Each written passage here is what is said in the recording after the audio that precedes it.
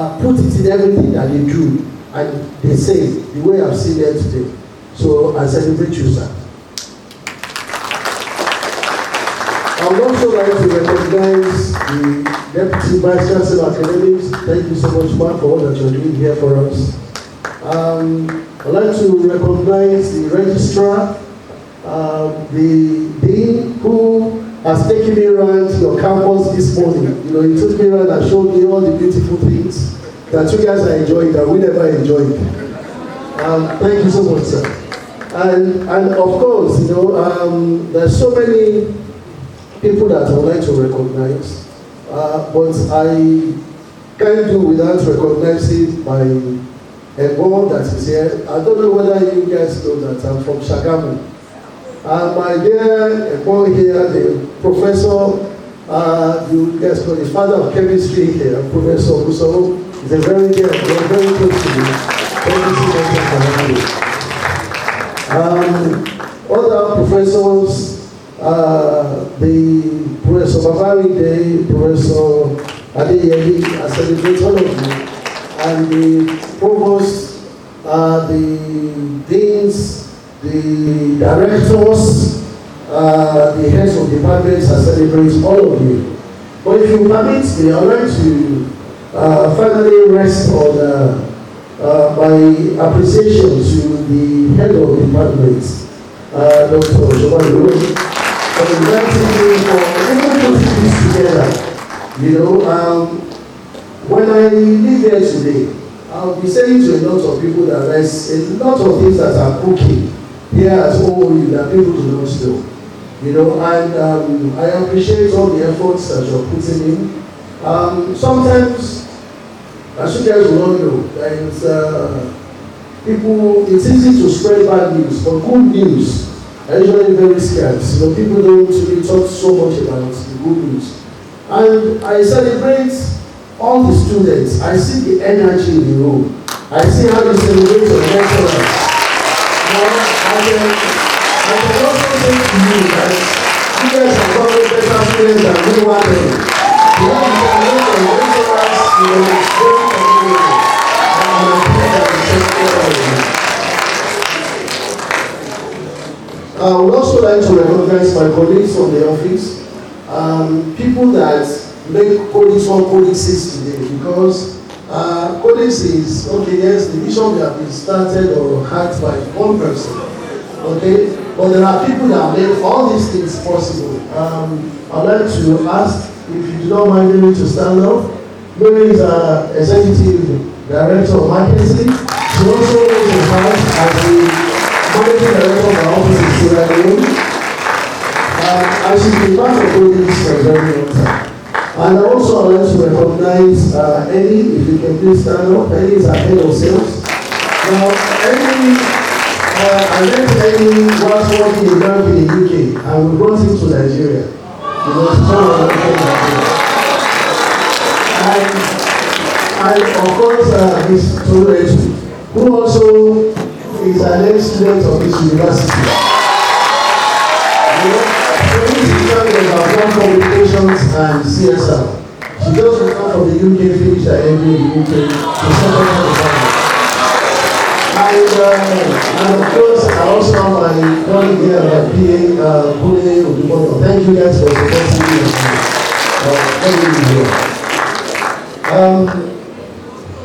I think everybody, ladies and gentlemen, I thank you for the opportunity to come here, to come back to this great university, to share my own personal experience, to encourage all of you that there's nothing that you cannot do.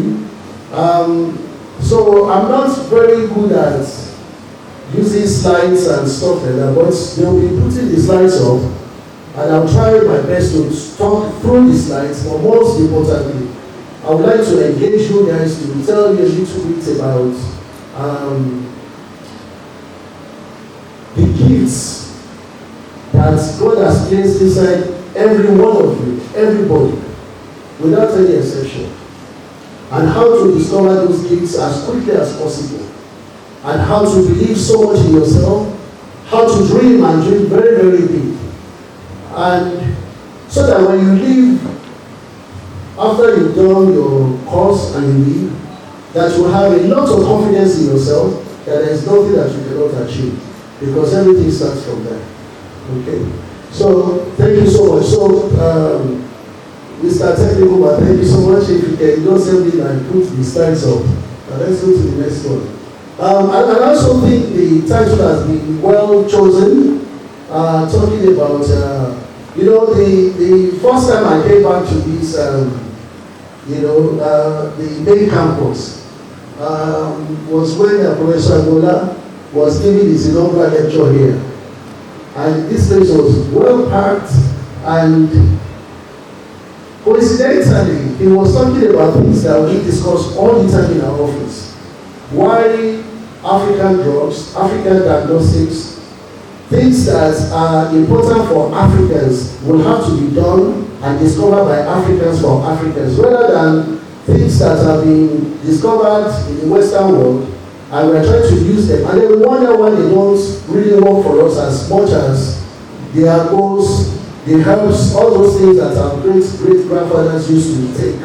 And they were living a lot longer. So that was my first time. And I think the second time that we came here was to discuss this MOU that the Vice Chancellor was talking about. And I'm so pleased to be back here again. And able to know more about the union now. I see a lot of beautiful buildings. When we were here, we were the calling Maiden campus. So that was our main campus at the time. Okay, and and to be back and see the development that is there, it's awesome. And I just thank the efforts of everyone, the lecturers. We can't be who we are without the academians. It's I don't think lecturers are celebrated enough, teachers are not celebrated enough. So if all the students I can stand up and please let me clap for all your lecturers here once more.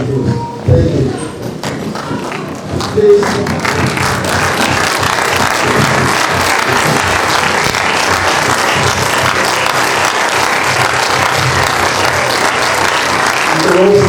Thank you for doing that. Thank you.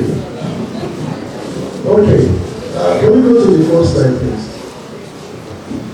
Okay. Now, some things have been said about Codix Pharm, and I just think I should just say a little bit about our company at the start. That's where our head office is in Lagos. If you can just put them over. Codix Pharm was started in 2008. Shortly after I left Merck, and now we're in all those countries that you've seen, and those numbers are fast growing. We have a highly dedicated team, a lot of young, vibrant staff that are doing wonders, and we have so many products in the market. What makes us different from others is so pharmaceutical companies only just do drugs alone. Sometimes ethical drugs, or what you call the curative medicine drugs. In our own company, we do 4 different types of products that we do.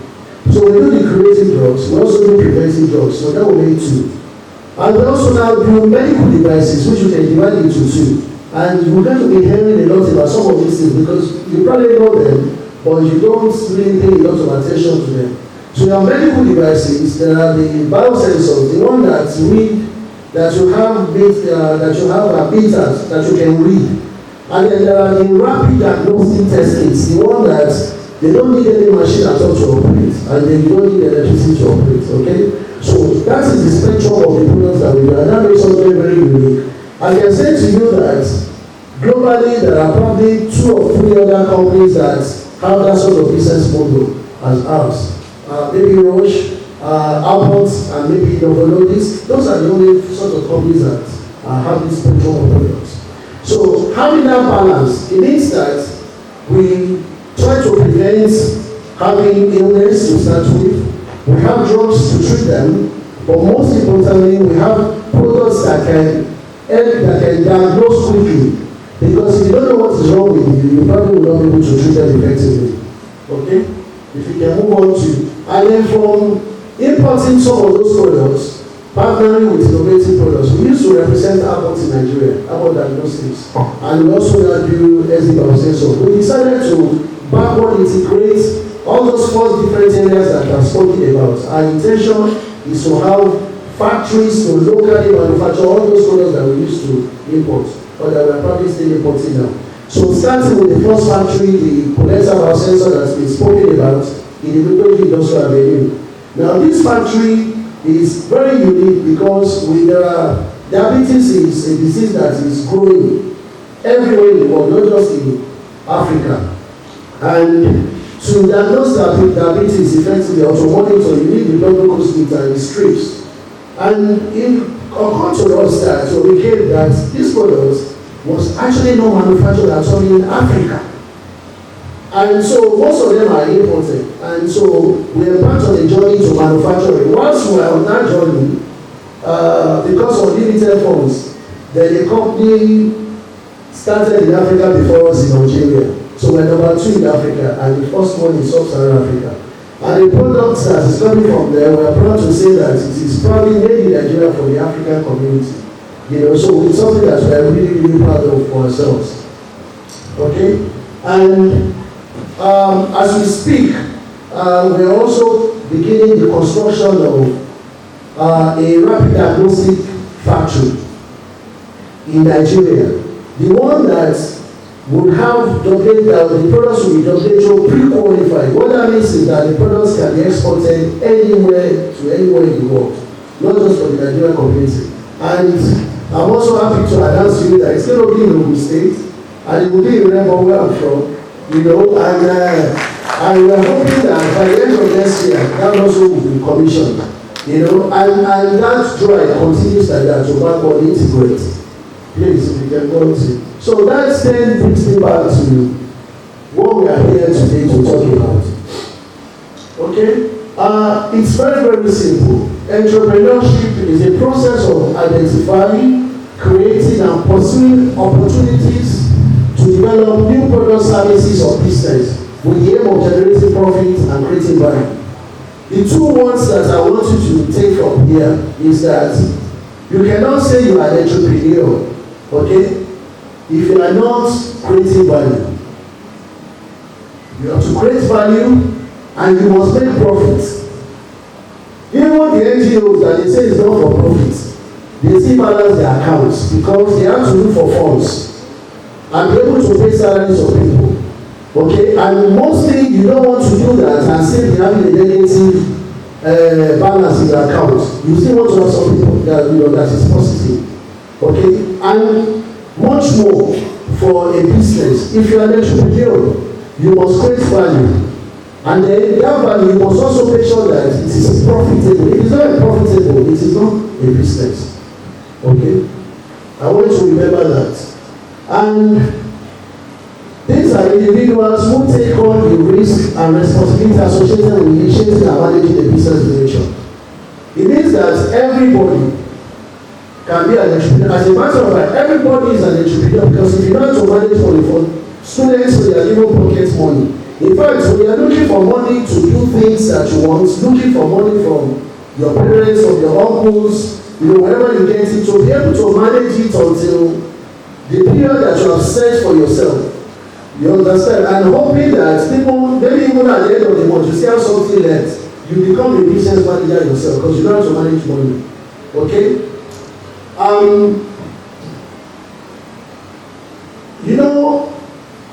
Some people will say that God talks to them. Okay? And I want to let you know today that God speaks to everybody. Now, I don't think it's the way that you will sit down and God will say, Sandy, available pay. How many times have I called you? Not that way. It's my own belief that every good thing that comes to your heart, when you're thinking about something that is good, that is God actually speaking to you. Okay? And the same way, when you're having a bad thoughts, you understand, you know that that's not from God, that is from Satan. Can we all agree on that? At least. So when you have good thoughts that is coming to you, good thoughts about something, about a subject, You understand? We can assume that that is God talking to us, okay? And usually when you have that, you also then have fear about that thing that you have just received. Or sometimes you can look at yourself and say, I have faith about what I'm receiving, and I need to do something about it. Somewhere in between that is the calling that you have. And when you really look at it, you will see that there are deposits that you already have inside of it. There are gifts that is placed inside everybody. And as you are speaking, as all of us are sitting here, we all have gifts inside of us that sometimes are very unique to us. Okay? The question is how quickly you are able to connect with that gift. When God is speaking to you, how quickly do you listen to God and really do something about it and connect with the gifts that you have? That is all that matters. I can assure you that. So very, very quickly, think about those good thoughts that you are having. Very good thoughts. And usually those thoughts are about creating value, about doing something that others can benefit from. And when you connect with that, that is the beginning of your true essence, the true reason why you are living. Okay? And that's what some people call vision. They say have a vision about something. And if you don't have a vision about something, you can create something that you have not visualized. And that's why I respect a lot the architects. The architects are people that you will tell, you give an idea to, and then they will draw a building. And then before you know it, they assemble different builders, they assemble different people, and then you see that building in reality. That is the way it is. So when you have a vision about what you want to do, that thing that God is telling you about all the time, and you then decide to do something about it, to make a business out of it, you become an entrepreneur. You become an entrepreneur because you are creating value, and because it is a business, it has to be profitable. So it means there are so many things in between that you have to do. So you have an idea, that idea will benefit people. The question then is, how can I turn that idea into a business that is profitable? So that is the journey. And there are so many skills that you learn. Thank God for all that you have learned in the university and the opportunity to have some people like us that have been through that journey to come and talk to you, so that we can share some of these things with you. So it's one thing to have knowledge, it's another one to have skills, to have experience of things in life. Okay? So we can quickly move to the next slide. Now, for chemistry, for all of us, I'm very proud that I tell everybody all the time, I'm in the pharmaceutical industry. I spent most of my life in the pharmaceutical industry. But I'm not a pharmacist. Even with the honorary pharmacist award that they gave to me, I'm still a chemist and a very proud chemist. When I went through industrial chemistry, how many industrial chemistry students are here? Okay, you guys are plenty. During the whole time, only 6. It was a very tough time, Professor Maiden will testify to me. Just about 6 of us, and there was no course that we all do. We did economics, business management, geology, metallurgical engineering, chemical engineering. There was nothing that we did not do. But when we were doing those courses, apart from the fact that we were enjoying it, because we were 6, we were very close. We didn't know that this is actually the life of a chemist, because there is nowhere that you reach or turn that you will not see anything that is chemistry. You understand? And you sort of mold you very well into who you are. But I set out to do R&D, research and development. That was what I wanted to do. I wanted to work in a lab, researching drugs. Okay? And that's what took me to do my analytical chemistry master's in analytical chemistry. But then quickly I realized that actually I could do better than that. Apart from just researching drugs, I'm actually very good at saying, if you guys give me 3-4 hours to keep on talking today, I won't know when to stop. And I think I had that before inside of me. Okay, so I'm a very, very good salesperson. In Nigeria is the only place where you say, are you a salesperson? No, I'm not a salesperson, I'm a marketer. But we'll come back to that later because there's a big difference between sales and marketing. And actually, marketing is fantastic, but sales is the one that brings the money to the company. So we are not them a lot in Codix. And so when you graduate, there are different areas that you can go to. Either even during that time or even now, academia, very, very important. What we don't do in Nigeria is there is too much gap between the academia and the industry, okay? But in developed countries, you can't even have new products. You cannot innovate anything without the academia. It's not possible.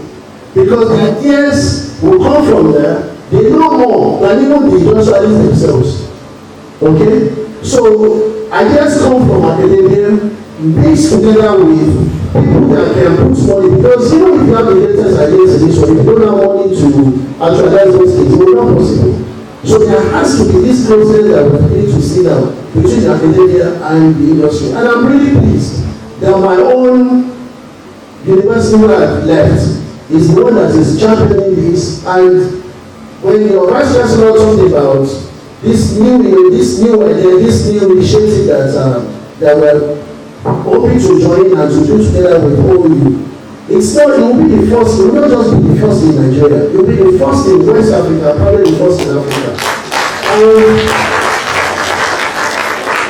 Last month when I was in the UK and I was at Codix University and we were discussing this, there was another senior lecturer at the university who started talking about it. She had a bigger idea.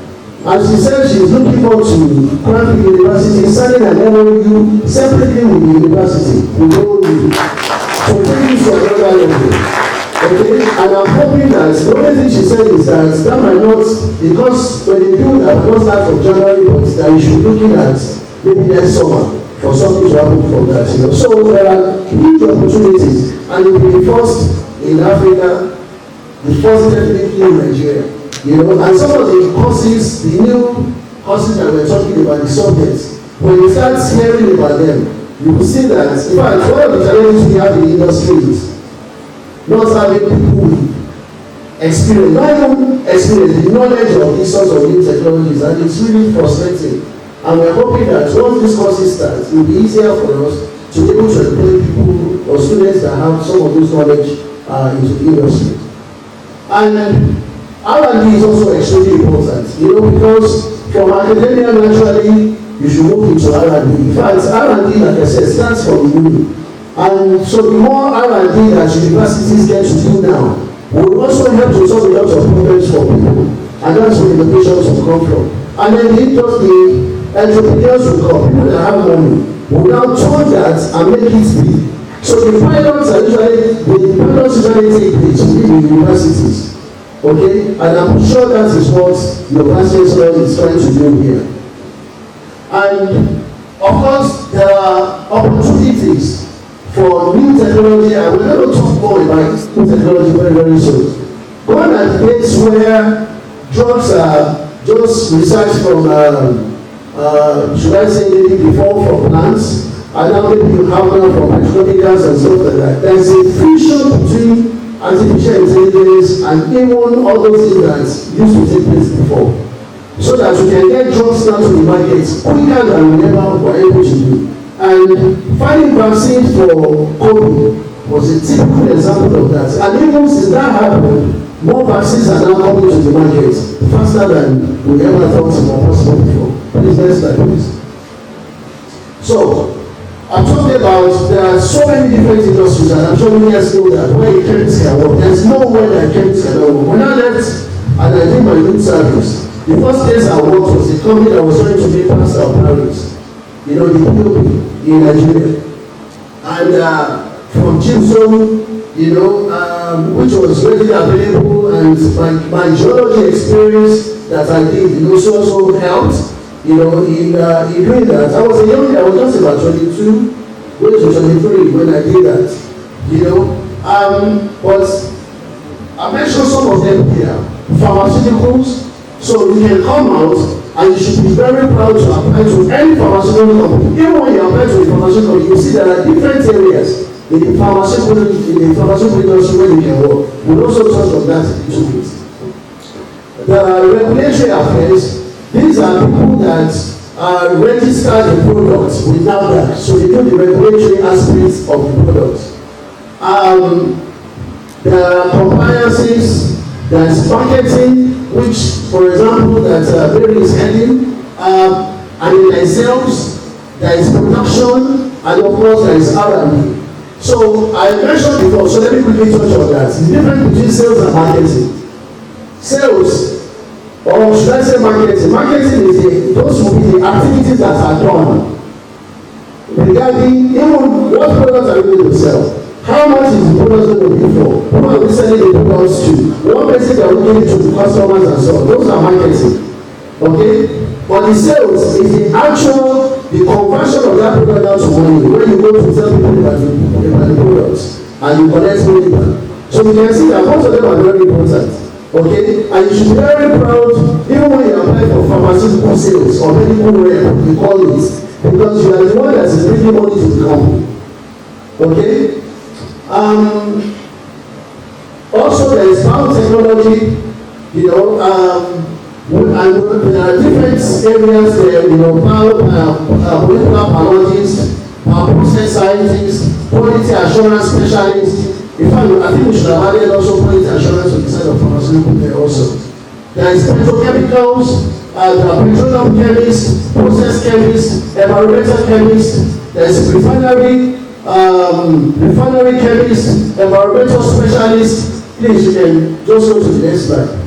There is education, like I mentioned, curriculum developer, researchers, lecturers, textile chemists. When I did my own series, we used to just industrial attachment at that time. I did that at a textile company called 5 Star in Solo. I'm not sure that I don't think it exists anymore now. Okay?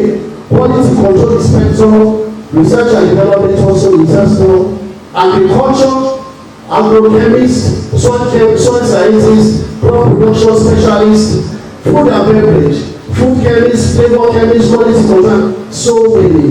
The list goes on and on. Okay? So you are coming out and be thinking there are no jobs. I can say to you from being an employer of labor, we don't have enough staff. The only problem is there are not very good employees. Okay? And so I'm hoping that even by the time we finish today, when you are writing your CV, you will write it differently. You will write it as somebody who does not know what he or she wants. Okay? Because that's very, very important. Because your CV is the first thing that will attract people. And all the attachments, sometimes when you interview people, let me just quickly say this. These are some of the errors that we do. They will ask you whether you have sales experience, whether you have this experience. We are too quick to say that we don't have those sorts of experience. If I ask in this room now, even for the students, and I say, how many of you have sales experience? How many of you are able to raise up your hands? Sales experience. Okay, I see few hands, maybe about 10% of you. But the actual fact is, all of you have sold one time or the other. Okay, let me give you an example. If you are in a house where you are one out of 2 or maybe one out of 5 children, your parents will only have a fixed amount of money that they have every month. And when you are trying to get that money for your parents to give you that money that you want, and to give it to you and prioritize you before the other 4 or 5 or 6 people in your family, you have to sell to your parents the importance of why they should give you that money. True or false? And so when somebody asks whether you have sold, your first answer was I sell all the time. The only difference is that when I will not have sold your product, but I sell to my parents all the time. I put across my line of argument. When you are trying to win an argument with your friends, you are selling your idea to that your friend so that your friend can come to your own way of thinking. That is selling. So those are little things. So if there's an advert that says only people with experience will apply, most of you will not apply. And you're already shortchanging yourself by not doing that because you are salespeople. Everybody sells. Okay? The same thing with marketing. If if you can conceptualize ideas, you can put something down. And they say, you have marketing experience. They say, maybe not in the industry, but I did not marketing experience. Some of you belong to clubs, some of you belong to different activities in the university. You have to look at, reflect on those things that you do, and when you are putting together your CD or your letter, use those things that you do as part of the things that you put out. And before you know it, you have more people interested in you and wanting to do something. Okay? So, I'm going to focus more on the pharma industry because this is the area, this is my own forte, this is the area that I know more. I've talked about the curative drugs, the therapeutics. So you have the curative medicine, you have the preventive medicine. The curative medicines are maybe your antidiabetic, antihypertensives, drugs for oncology, different drugs like that. And the preventive medicines are like your supplements, the vitamin C, vitamin D, things that will help to prevent those diseases in you in the first instance. You know, and I'm sure all of us would rather not have the disease. You understand? You know, so that's the preventive health. So those are areas within the pharma industry as I alluded to before. You then have the diagnostics. I also mentioned the medical devices. They call them in vitro diagnostics. One of them, the medical devices and the RDTs are all under IVD, in vitro diagnostics. Okay? And under that you have your PP monitors, the blood glucose meter, not the straight, the blood glucose meter, anything that has a meter that you can read, all come under medical devices. Okay? And then of course, you have your rapid diagnostic test kits. There's a lot of drive these days now to rapid diagnostic test kits. Very soon, there's a project that we were working on and we're planning to, we have done with the OU, where from just urine, just get one sample of urine, you can predict whether somebody is going to have cancer in the next 5 years. And not just for one cancer, there are a series of cancer. Those sort of test kits are coming. And they are all based on this new technology we're talking about, the in vitro diagnostics. Okay? And those are the things that are coming, and by having this sort of courses introduced already at the university, will already open your eyes to what the future is looking like. Okay? And what is possible with some of these technologies. Please. I already mentioned regulatory affairs. So, if you right now in Nigeria, if you join the pharmaceutical companies, when you finally first hear about regulatory affairs, some people don't even know those are jobs. Because if you want to register a product with NAFDAC, somebody has to put together the dossier, the science behind it, you understand, that you now take to NAFDAC to register the product. So that's a job on its own. And I heard that even NAFDAC is going to start doing a training program or regulatory now, even at university level, you know, in the course of pharmacy degree. Okay, so you probably will see that. So that encompasses the application, the submitting of it, the approvals, the pharmacovigilance, and you know, so many things that can take place under regulation. And so, as a student, you need to start asking yourself, you know, which one do I like? Which area do I like? Which area would I succeed at? What's my mind telling me? You know, about some of these things that we're talking about today. Okay? Can we go to the next one, please? Okay, I mentioned marketing before. Marketing is very, you know, if you are the type that is very creative, you come up with different ideas about how to message things, how to. Some of you spend a lot of time writing things on Instagram, or you use your social media for fun. And there are people that know how to write content, you know, on social media that can make money from that. So if you are creative, that you are creative minded and you want to work in the pharmaceutical industry, maybe this is an area for you. You understand, for you to start thinking about. And if marketing is really your thing, there are courses also. I heard yesterday that to do Chartered Institute of Marketing course. How many of you have heard of Chartered Institute of Marketing course? Chartered Institute of Marketing. You are a chemist, but that does not stop you from taking courses in marketing. Because if you are chemist, people know the knowledge that you already have, the requisite knowledge that you have. But when you come to the industry, like pharmaceutical, there are more jobs in sales, followed by marketing and regulatory. You understand? Okay, and in order to make yourself to understand more the marketing aspect, so that you can combine it together with the chemistry that you learned, there are short courses that you can do. There are courses, professional courses that you can do, like CIM, Chartered Institute of Marketing. Someone told me that you need to have 2 years experience before you can join, but you never used to be like that before. But then all the sequence that you are doing, all the experience that you have, put them there that you have those experience. You understand? And still apply. Okay? Also sales, sales, like I told you, there is, in fact, in pharma companies, sales people earn more than anybody else, because they are the ones that put the money in. Even if you have the products, and the products are not been sold and converted to money, the company can make profit. Okay? So don't be afraid. Sales, there are more sales jobs.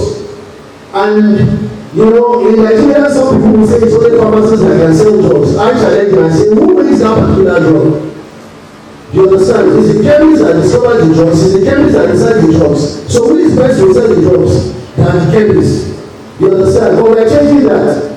Because even in the industry, they are trying to tell you that we're separating the industry from pharmacy. Let pharmacy profession be separate. The pharmaceutical industry, let it be separate, because we are the owners of those products originally.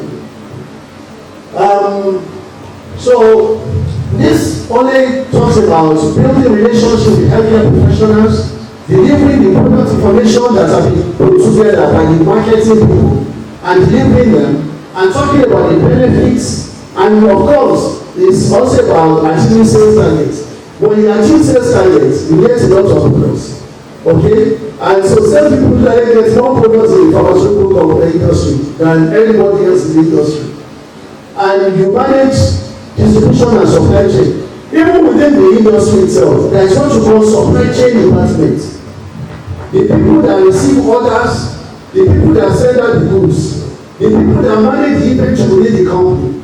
Okay, and who is best to manage the inventory? Who is best to take the products in and to send the products out?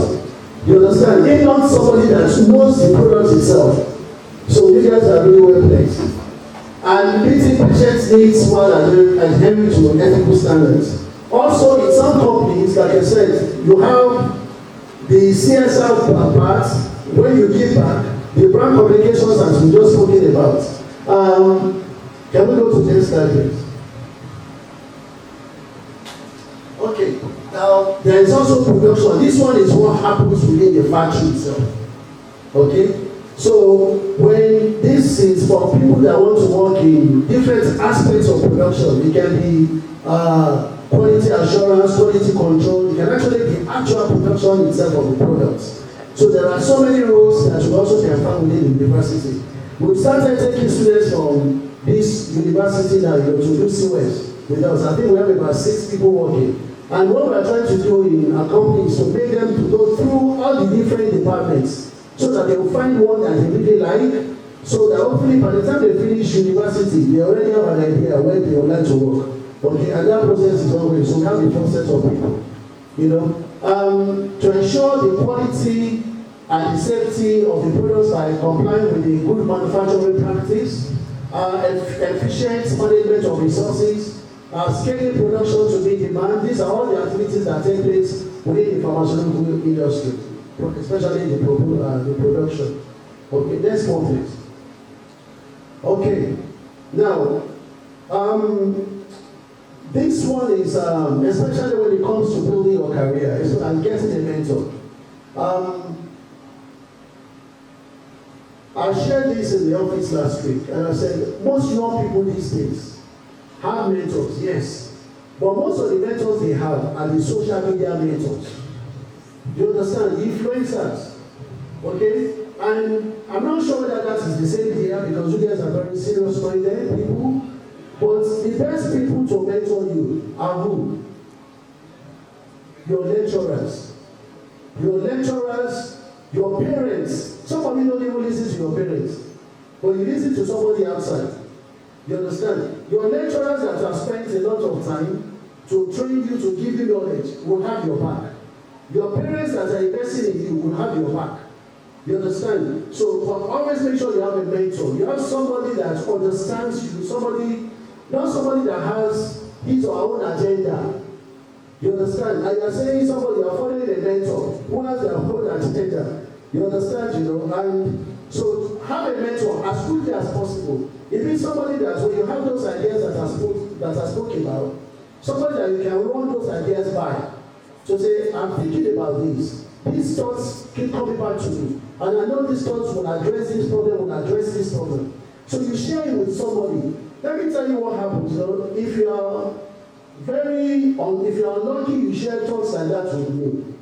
Okay? I say you're unlucky because I will constantly ask you about those things that you have told me to make sure that you do them. So there's a difference between people that have ideas and people that actually do those ideas. And that's the difference between people that, I told you that God speaks to everybody.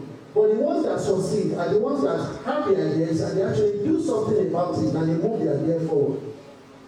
So a lot of people have ideas and they never move the ideas forward. And in moving the ideas forward, you're going to have a lot of challenges. So in my office, for example, I encourage everybody to make mistakes. Make mistakes because even me as your MP, I'm making mistakes every day. You understand? But don't make mistakes that you have made before yesterday and say you are sorry. You understand? And if you have a mentor, don't make mistakes that your mentors have made before. That's the reason why you have mentors. So that you don't make the mistakes that you make. So you make a new mistake that nobody else has made before. So it's very important to have mentors. And get training. During our own time, we'll be glad to work for free. Just to have training. As a matter of fact, even in the UK these days, okay, it doesn't matter what you have studied, even if you have PhD and all that, if you do not have experience, you might not be able to attract the jobs that you really want. And so, get training. I know that in Nigeria these days, we're looking for money. Okay? Money is good. But what you need after knowledge is skill. When you have skill, the money will come. Everybody has gone quiet. Okay? But trust me when I say this, you understand? Money will always come. If you have an idea, because God's giving you ideas, and you stick by it, you finish your school, you get the training that you require. You understand? And you get the job. All that money that you're talking about, that money will come later. Okay? So there are opportunities. The university does one, which is the CWES, encouraging you guys to have some work experience, which is the skills. Internships, volunteer, look for opportunities to network people. Look for opportunities to network people. And this sort of platform that you're having today is fantastic for you also because you get to hear more things, more information. Everywhere that you are, I encourage you to always carry a book with you, an exercise book, and write things down. When you hear something that is new, you write it down. The people that do it best globally are the Chinese and the Koreans. Even if you come and they are editing, they write it down. That this person comes when he was saying this, and then they go and think about the reason why you come when you said that particular thing that you said. You understand? Because as much information that you gather, it's that information that you gather that will help you. So you gather information in school as part of your knowledge, you gather information in the workplace as part of the skills, and you gather information through networking. Okay? Freelance. Okay. I will say to you that there are people that you see in this room, okay, in this room here from my office, that when they joined our company was small at that time. I couldn't even tell you how much you were earning at that time. But they are big people now, they are big money. You understand? But when they first joined, they didn't join just for the money. You understand? But the more skills you have, there is no company that wants to lose any good employee.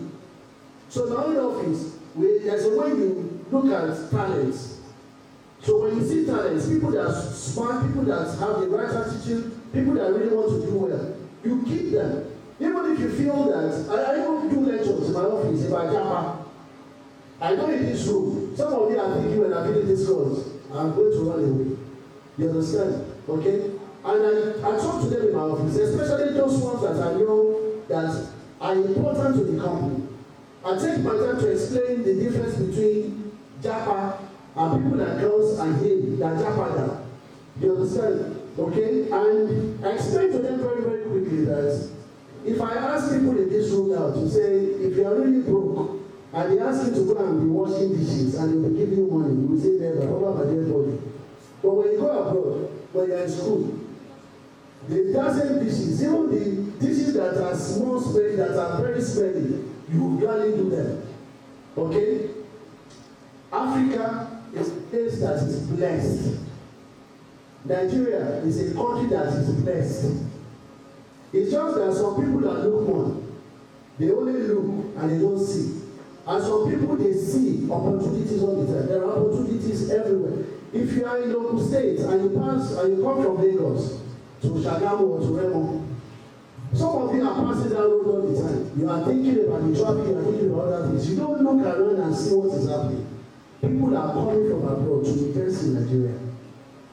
And those investments are coming. And when they invest, they need employees, they need staff. And you are carrying yourself to go and work dishes for the next 3 or 4 years before you now get a proper job.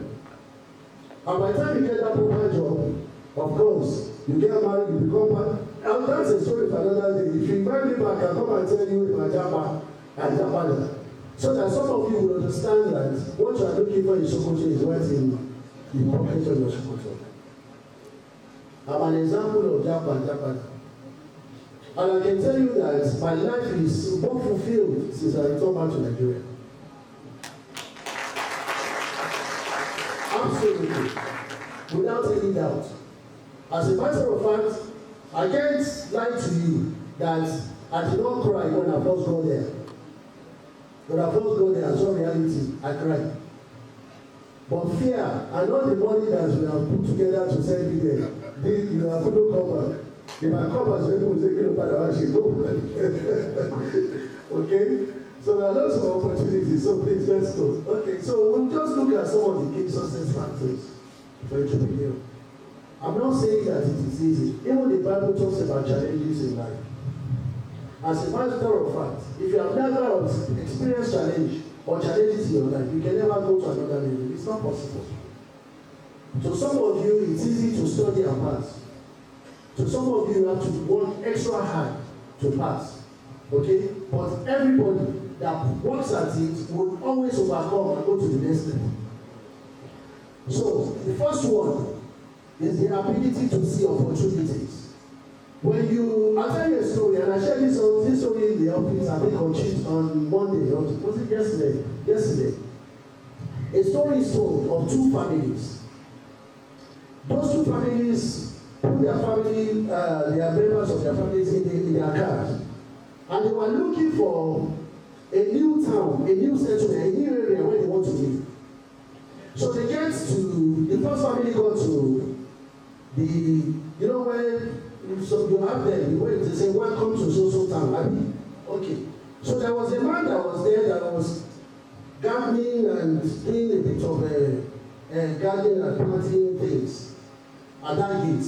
So the first family came, they drove there, and they met the man, they said, excuse me, sir, we're looking for a new town where we want to settle.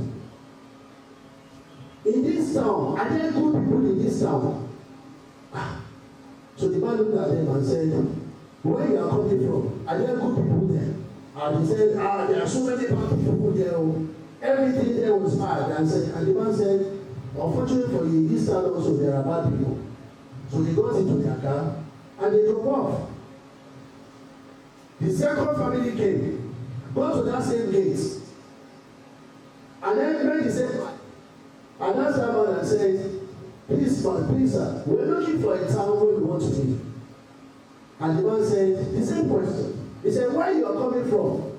Are there good people in that place where you are coming from? And those guys said, there are fantastic people, good people in that place where we are coming from. The only reason why we are living is our child is starting school somewhere here, not too far here, and want to move closer to the school. And the man said, in this town also, there are good people in this town. And they drove and went back in.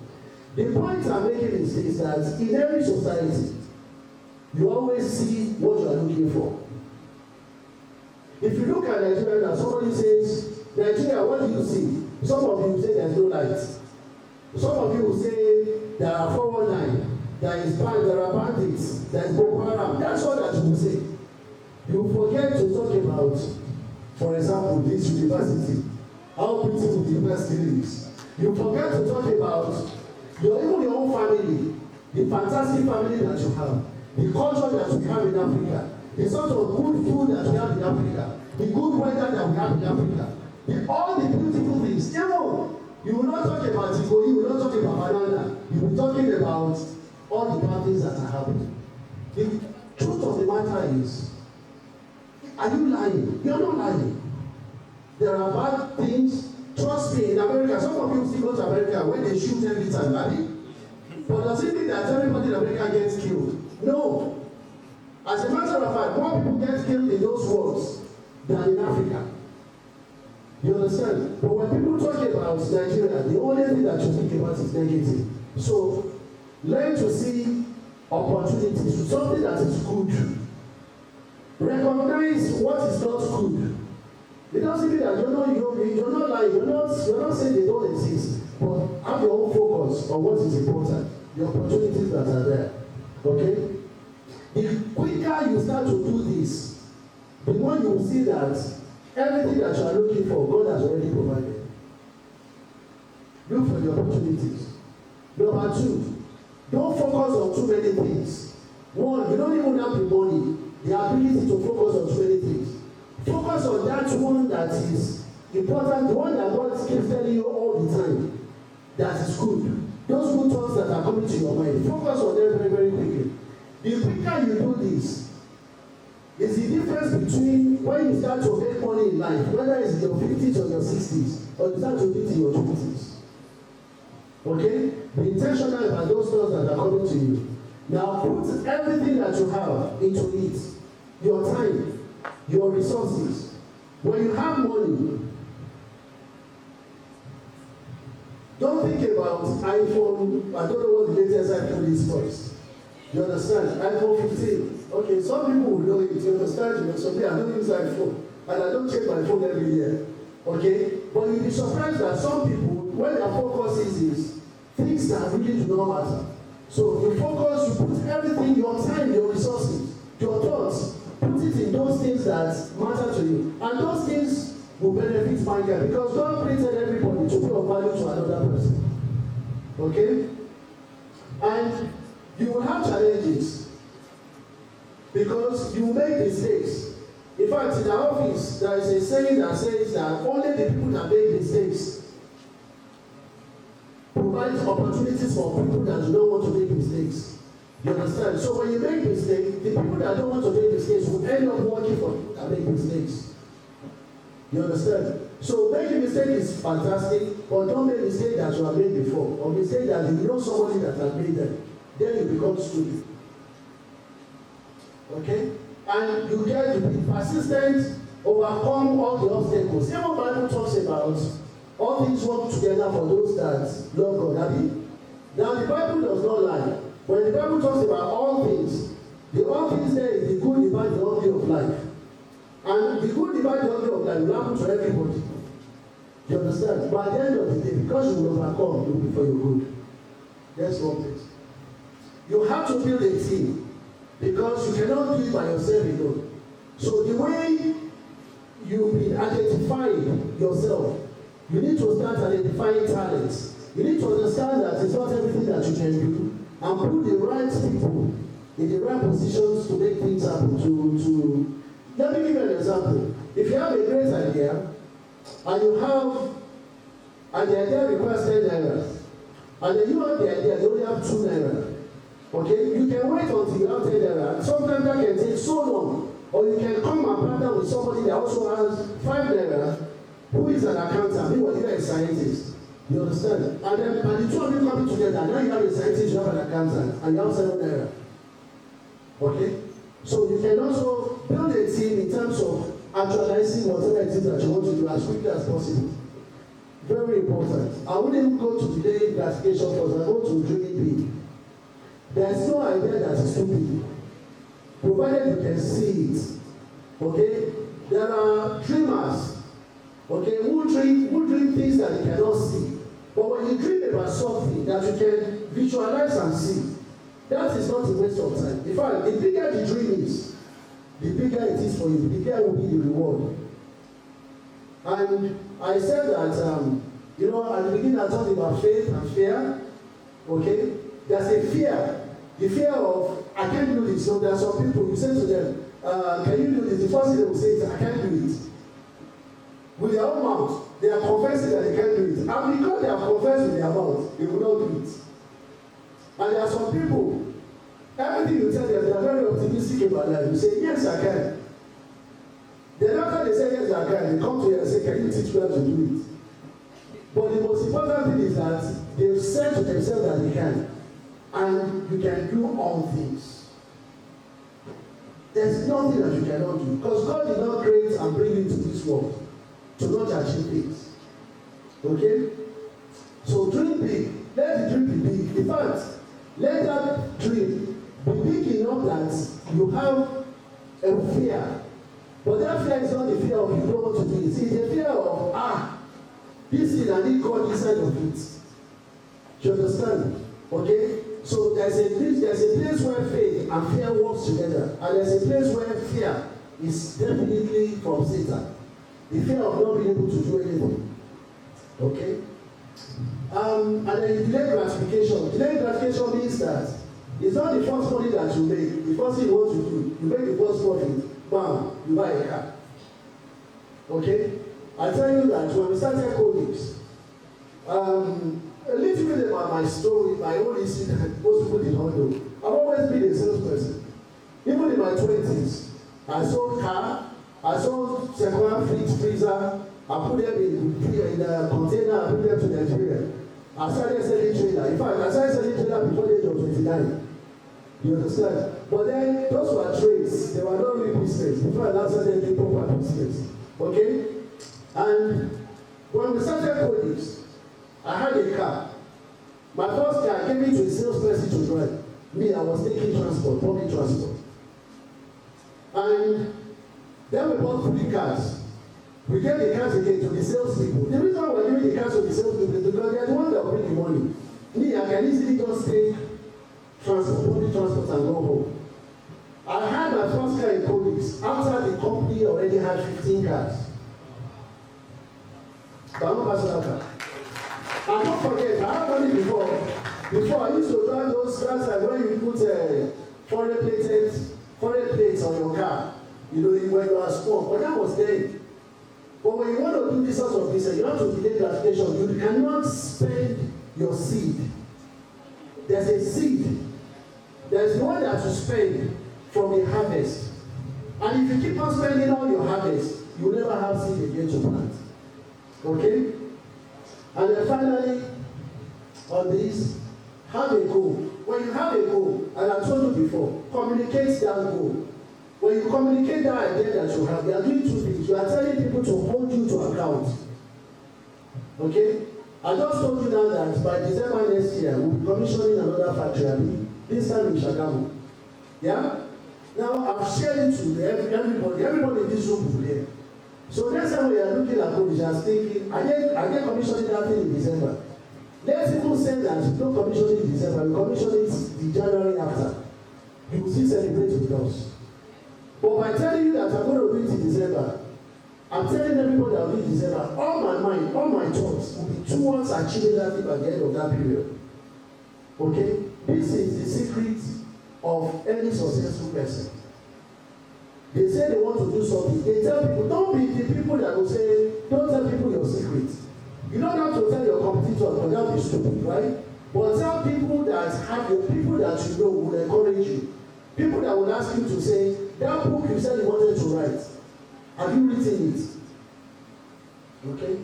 So tell somebody about it, communicate, and to your team. If you're a leader, you're an entrepreneur, and you have a team, your team must know where you're going. Because if they don't know where you are going, they will not follow you. They will be resigning all the time. Okay? And this starts from even your family. From your family must know the direction you are going. every year in my own house, we write a plan every year. The family plan, and I can't do a family plan without including our business. So the business is part of family, trust me. Do you understand? In my office, we don't do work-life balance because we enjoy the work that we do so much that it becomes part of our life. The only thing we tell ourselves is make sure you rest so that you can give your best to the job. Okay?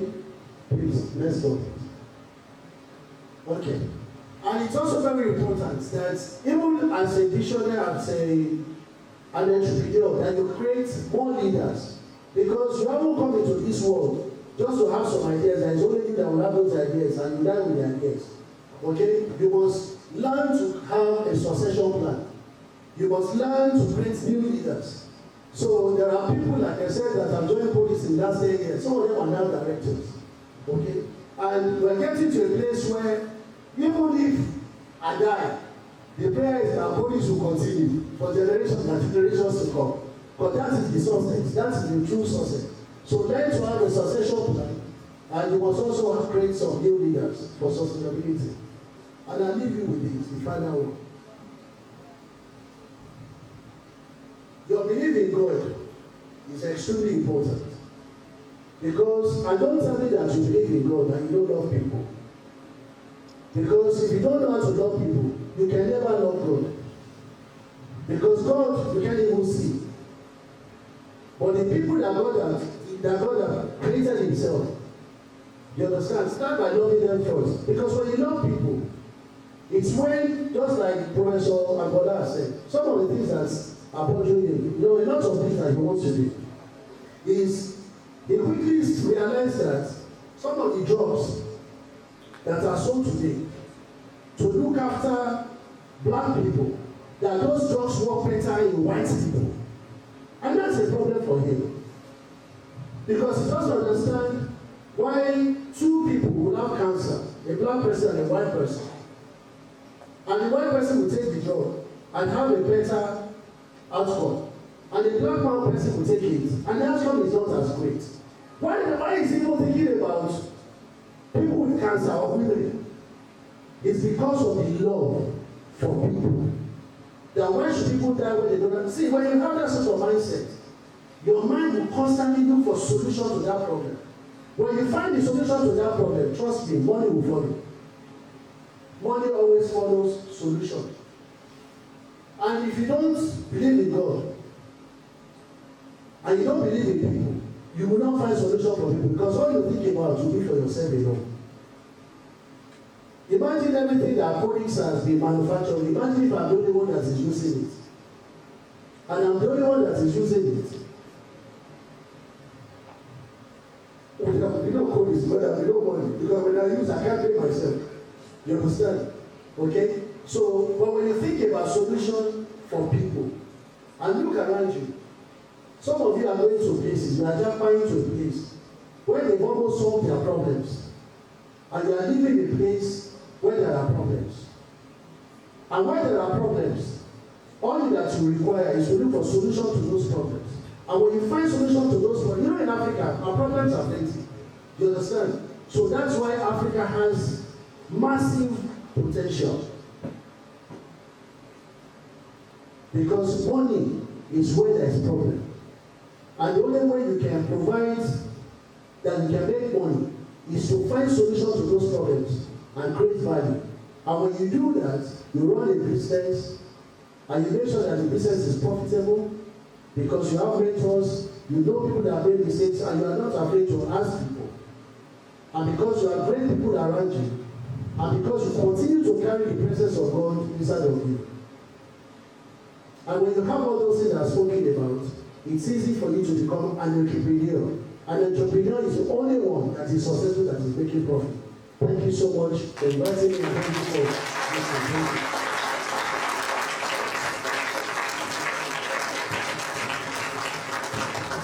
It is standing ovation for the guest lecturer of today. We are still clapping, we are not clapping. As we are giving the standing ovation for a lecture well practiced and well delivered. Thank you very much. Thank you for the seated.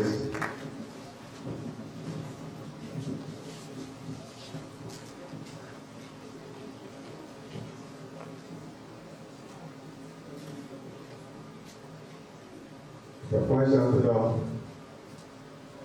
the distinguished member of the University Management, our guest lecturer of today, our own father in chemistry at University, of course, the head department of chemical sciences, our dean faculty of science, other distinguished personality at the high table. We want to thank you for making today a reality, not making it a reality, but apart from the students and other members of the audience here today, the happiest person in our midst here is a person that thinks about it, that wants to create value, so that more money will come later for this great university.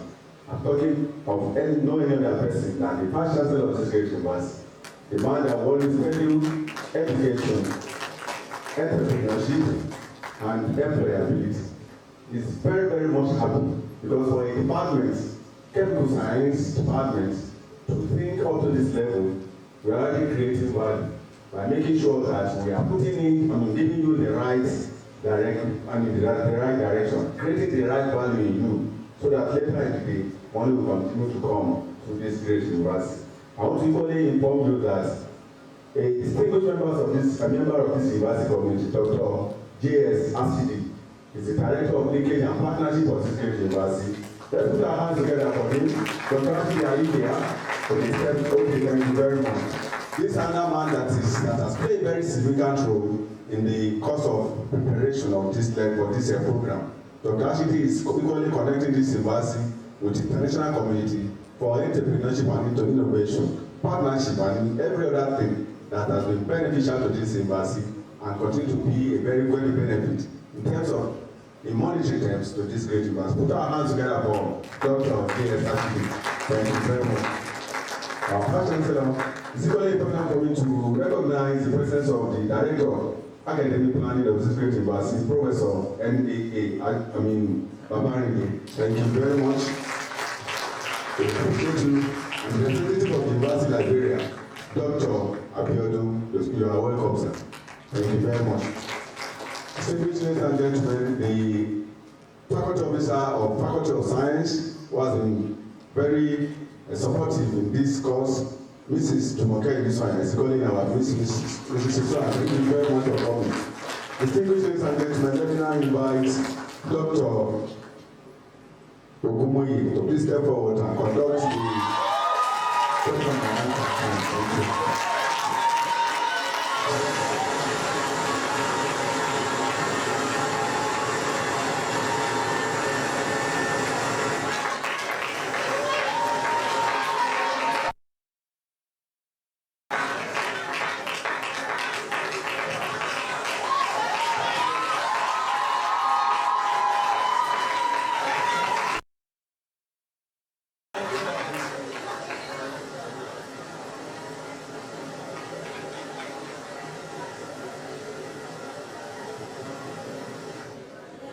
Thank you very much.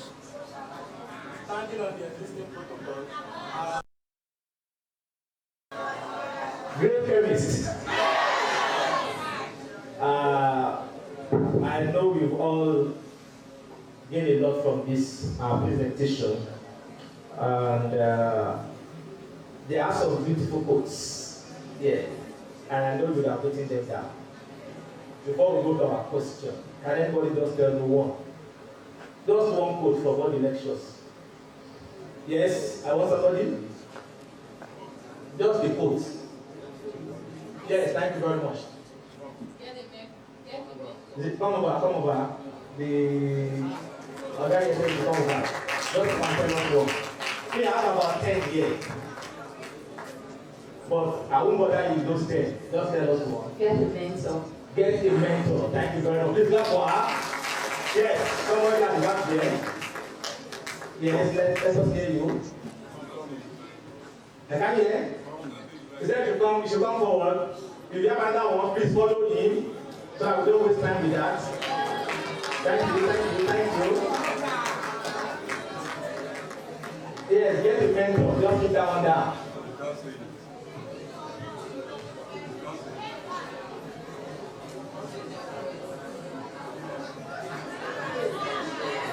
You can't say you like people if you don't like them. Thank you very much. You can't really like people. You can't really like God if you don't like people. Yes. Define your goal. Another one. God speaks to everybody. God speaks to everybody. Thank you very much. Yeah. Solve problems. Because when you solve the problems, the money will come. Thank you very much.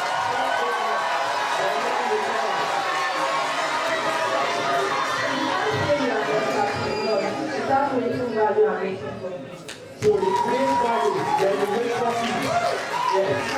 There is a difference between someone that has the idea and someone that works towards the idea. So that the idea will not die with you. When you solve problem, then when you solve problem, then money follows. Thank you very much. And now, teachers, we want to welcome question. First, I want to take from the staff that are present. I don't know my class and the people here. I won't bother you. You can just tell us anytime you have your own question. But from the academic staff, if there are any question from the staff. So we go to this. You go to somebody? Yes. Thank you very much, Mark.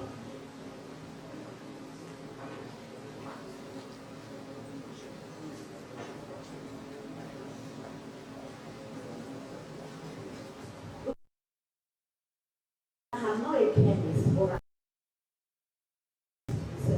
you said delayed gratification. Please, I just want you to expatiate more about this. Because I discovered that youth of today, when they involve in anything, what they are after is the profit. What will I get from this? But I want you, sir, to just split this a bit so they will know that what I'm doing is, I'm not doing this to gain money. I'm not doing this to hand us money. Though you will hand the money, sorry. Though you will hand the money, but there are some things that needs to be considered. Thank you very much. I wanted that question. We are going to answer them all along. Yes, any other question from the member of staff? Now from the students. Question? Yes. From the yes, please come over. The other lady too, please follow in. So, how do I start the business? Where do you capital go from? My name is Emmanuel Oluwafemi. How do I start the business? Where does the capital come from? Okay, thank you.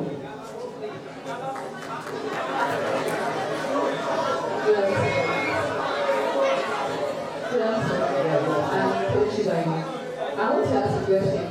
Sir, you said most times we choose a very far mentors, that our parents and our lecturers should be our mentor. Some of our parents are actually not reachable in the sense that they don't understand things like, they don't really understand what we're going through because they are somehow far. And our lecturers too, they are not easy to relate with at times. I feel so.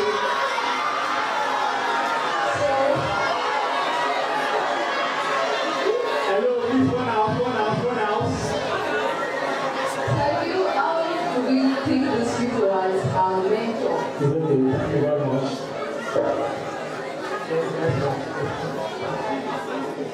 My name is Jonathan and I'm from the founders of those studies.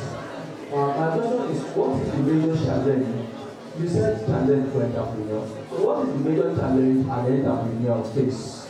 That the major challenge I must focus on as an entrepreneur? That's my question. Okay, next question. Mine is like a personal question. So I want to ask, what's your favorite aspect of being an entrepreneur? And what are the biggest mistakes first time entrepreneurs make? Good afternoon, everyone. My name is Isioma. I'm an ex-chemistry student. I came for my certificate, my opportunity to be here. So my question is, you mentioned something about courses that will be introduced soon. You kept emphasizing on it. I would like to know, as somebody who wants to pursue a master's, what are these courses and is there an opportunity there for chemists especially because I'm a chemistry student? Secondly, is Codix open to graduate training? Because like the other woman asked concerning gratification, they might not understand now. When you serve, you understand that there is a place where you have to get skills before you can make profit. So is Codix open to graduate training?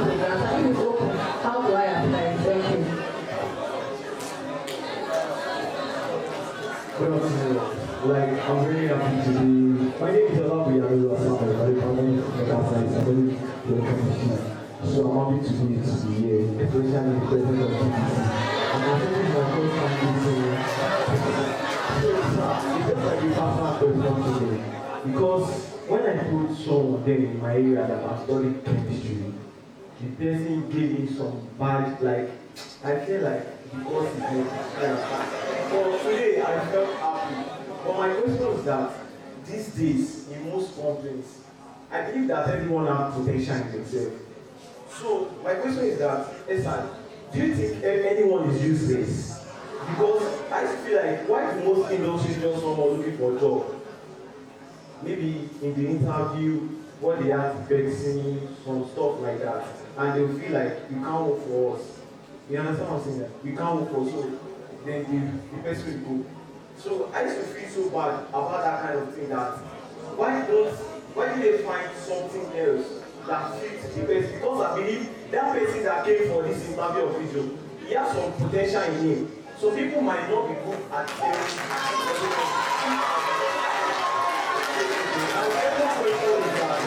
Sir, you study chemistry, industrial, I study pure chemistry, sir. So how do you manage to get yourself involved in the pharmaceutical association?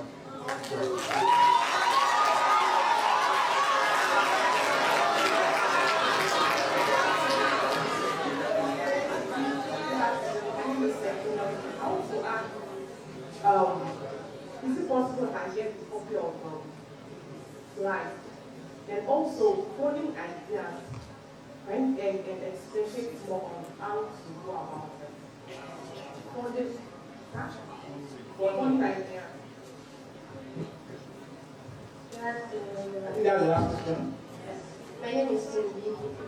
So my question is, like, as a chemistry student or industrial chemistry student, when you tell people outside, like, this is because I am studying, they expect you to learn for chemical corp, like, again.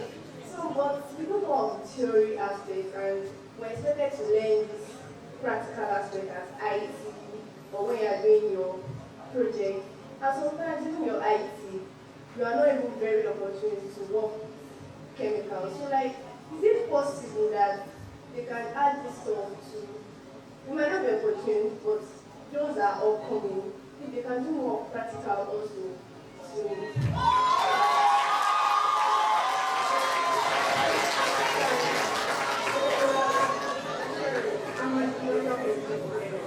I'm an industrial chemistry student, but I literally heard from someone that when you want to do a master's, you can, like, in another field like pharmacy and something like that.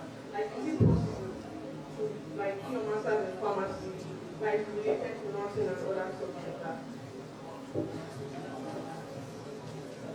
Okay. Okay, sorry, sir. You didn't ask a question too before you answer them. Thank you. Graduates with my teacher. They are living in Nigeria. So they are giving a huge vacuum. How are we going to do it? But I know they produce the inhalers for asthma patients. So what is COVID doing to fill that vacuum? Thank you. Thank you very much, sir. I think we'll bring the permission of our guest speaker to answer the question.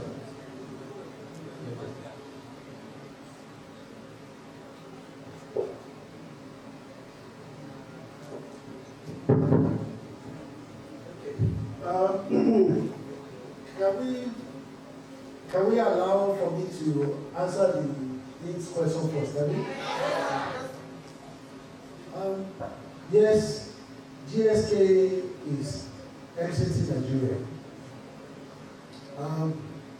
We will never know the full picture, reasons why they are leaving, okay? And even if I might not be able to say them here. The only thing I will say is this, that GSK living as a company does not mean that their products are leaving Nigeria. So we can understand that because the products will still be in Nigeria. It just means that maybe somebody else will not be selling their products. I've heard that since GSK left, Maiden has gone from certain price to another price. Most of these things are caused by the people. Okay? The other reason why that might happen might be because of the exchange rate, dollar to naira. We all know that naira value to dollar, if you look at just about 6 months ago, the value has been almost increased by 100%. So the worst that would have happened to that product, if that product was 2,000 before, it's not supposed to be more than 4,000. If it just becomes of dollar to naira. But what we do to ourselves as individuals, for the sake of making money, is what's causing some of these things that we see. So somebody will understand that there might be scarcity of the product, and the person has few of those products, and they will sell it to the highest bidder, not caring about the people. Okay? So people like that, may I tell them, it's between them and God. Because, as I said before, everything that we are, God created us for this stuff to benefit another person. You understand? That's why God gives talents, different talents to everybody. So that all of us cannot be bricklayers together. If you're all bricklayers, who's going to be carpenter? You understand? So everybody's got talents. But sometimes in Nigeria, I wouldn't even just say Nigeria, I think mankind, we're not good to our people, we're not good to our fellow people. And all we think about is ourselves, sometimes greed. And even if you look at Nigeria, for those of us that were born in the 60s and maybe 70s, there was more love among people than what you have now. You were born during a period where if you don't have food in your house, you can send your child to next door to go and get garri, to go and get rice. They don't even ask questions, you just give. But now we're all building houses and with big gates. As if it's not enough, we even put dogs to make sure that then we do electric fence so that nobody can come here. We are too much into ourselves and it's just about coming. But that's something for all of us to think about. You understand? Everybody will be okay eventually. You understand? But it's very important that we all of us don't chase money. See, you are chasing money because you don't have it yet. When you have money, you realize that you should not be chasing money. Honestly. You might say, let me have the money first. You understand? And as a matter of fact, all of you even have some money.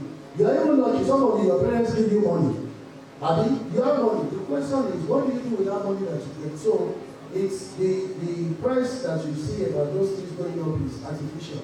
It's not right. Okay?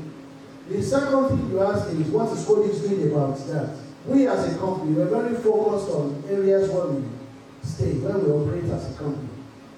We look for problems. We look for areas where people are not providing solutions. So when we first came to this country, to my own amazement, there was no guideline for management of diabetes in Nigeria. And we just came in 2008. So we focus on cardiometabolic care. We're expanding that to non-communicable disease because there are other non-communicable diseases that are killing people, even more than diabetes, cancer. So we're looking at areas that have been neglected, like sickle cell. So we just introduced a sickle scan test kit to test yourself. So those of you that are lovers, before you get married, check yourself to make sure that you are truly compatible with that person, that both of you are not AS or SS.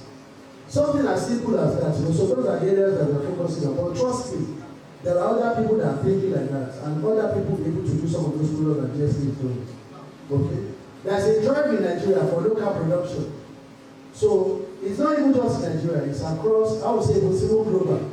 Now there was a conference, world conference, that's looking at local production so that drugs are manufactured in countries where they need them, rather than the drugs coming from outside into the country. Okay, so there are lots of moves that are taken in that direction. Thank you, sir. Okay, so I like the fact all the questions are fantastic because it means that you'll be listening. Okay, so I'll start with the delayed gratification.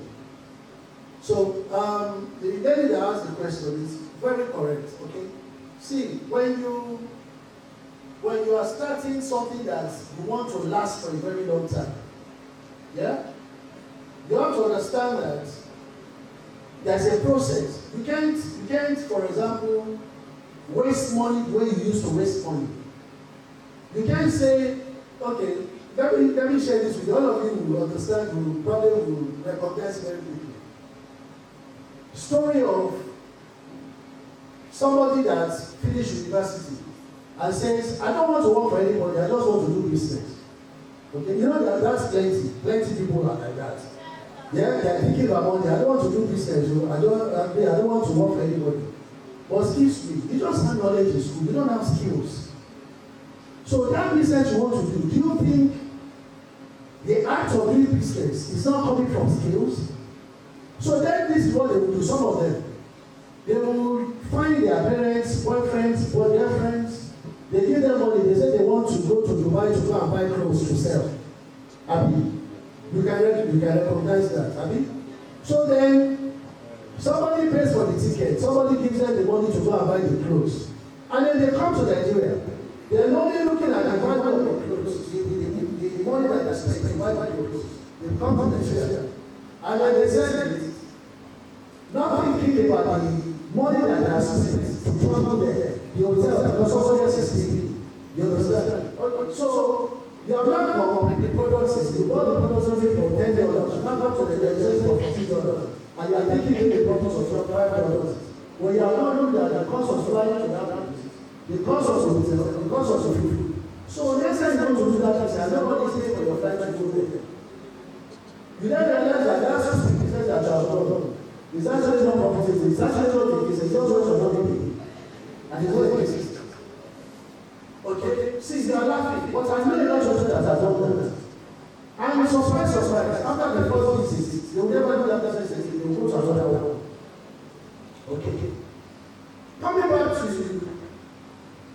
delayed gratification, all I know is just saying is that if you know what you're doing in life, everything that you are thinking has to align with the things that you are doing in life. And if you start a business, and most businesses don't have anybody to start, right? You start small. So you start a business small. In fact, when you say that you don't want to work for someone to do business, I'll get it that way. Because how would you even be able to pay yourself salary for that little business that you start? Because if you start a business of $1 million today, or even $10 million today, you can't pay yourself enough salary in that business. The way that some of you will buy mobile phone, the way you buy your iPhone, you can't even buy an iPhone from that sort of business. Because if you get a business that you are looking after people, the most profit you can get is a business like that. After taking out everything that all the operational costs, can be more than $2 million on $10. You understand? You now take that $2 million. Okay? After you take your salary, you now take that $2 million and you are thinking, now I want to treat myself. You understand? I want to go and only get to Ghana. And take that $2 million and go to Ghana. You know you started with $10 million, right? So that $10 million is $60,000. But trust me, every 2 months, in Nigeria, every month, the value of that $10 million is going down. What you thought with that $10 million before, you will not be able to buy anymore. You understand? So, therefore, all those things that you think you need, like the mobile phone. So if you come to me, for example, even the little money that says you say you need a phone, I'll give you a phone. If you say you need an iPhone, then that is not a need for me to do it. My need for me to help you is to get you a phone. A phone is something that you can talk with. You pick the phone, you call, and you pick up. And if it's the one that you can use to send WhatsApp for your business, there are phones that can still send WhatsApp for business under 50,000 naira. But you now carry money that you just paid. You carry a car buy a phone for 1.5 million naira, and you say someone is giving your family. You understand what that? That's what I mean by delayed gratification. You understand? All those phones. But now imagine that's $10 million. That's $10 million. You are not paying yourself just enough. Just enough to get a mobile phone. Just enough to buy food. Because you need to eat. Just enough to have shelter. Okay. I'm going to tell you something about the also that people do. Don't forget that like I told you, I've already made money in my 20s. Selling different things. When I started Codix, I stayed in my friend's house. in his boys' quarter for 3 years. 3 years. Okay, you can ask me, by the way, don't think I didn't have the house about my first house in the UK in 1994. You understand? And I came back to Nigeria. You understand? 1994. I came back to Nigeria. I was sitting in my friend's house in his boys' quarter. One, my boys' my friend is my master's helper. Because if I stay with the business of this hotel, if I stay in hotel, one, I'm isolated, I won't even know what is happening in Nigeria. But when you stay in hotel, it's almost like you're not living, right? And the reality of man is different from the proper reality when you stay with somebody. That's about number two. I stay with him so that the money that I will use to go and get a house, I'm saving because the business needs it. Okay? All the furniture that I need to buy at that time, the business needed it because I started the business with my own money. And I didn't have plenty of it. And my sales people that need to drive from one place to another to go and sell the products to make money for me, they didn't get the money for the car.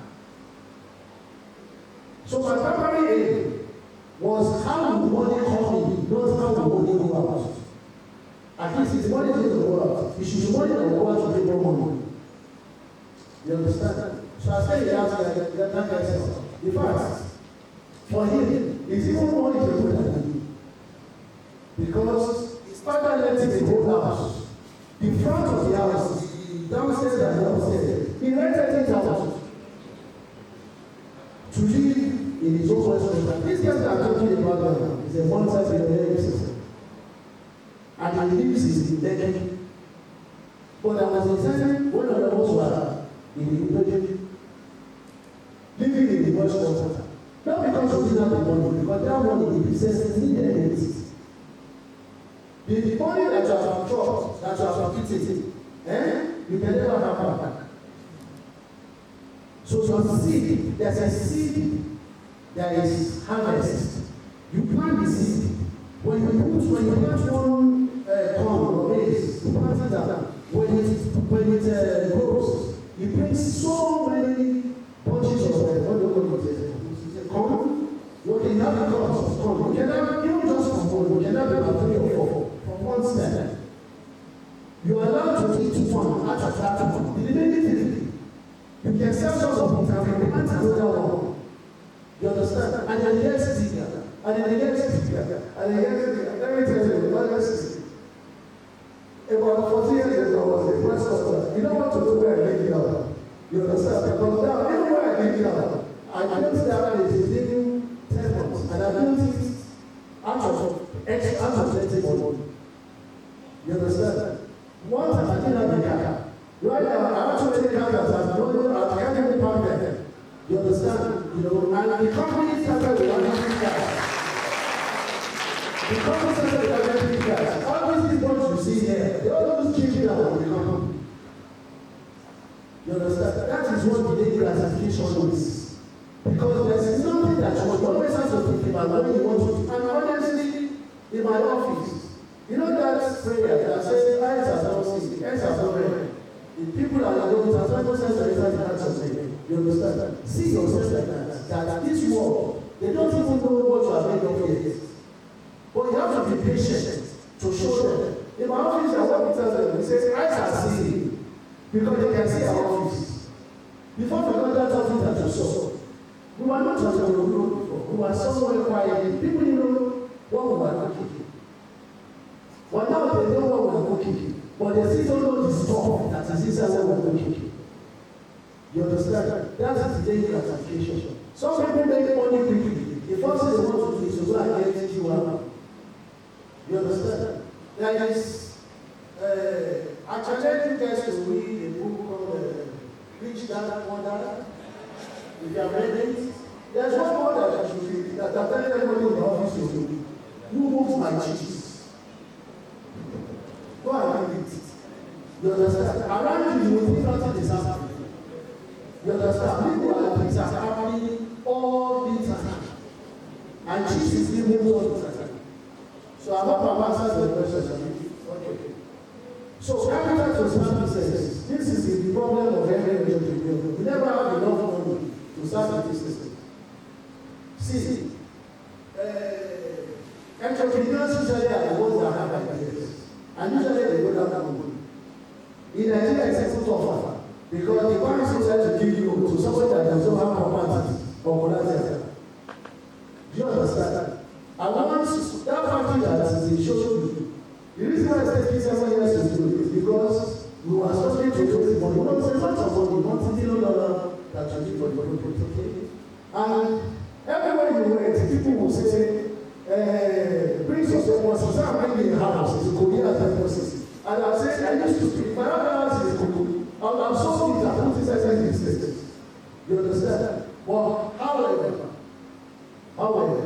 if you have great ideas, and you have a very good mentor, your mentor should be able to guide you how to raise money. There are people that have money that are looking for ideas where they can put down that money to.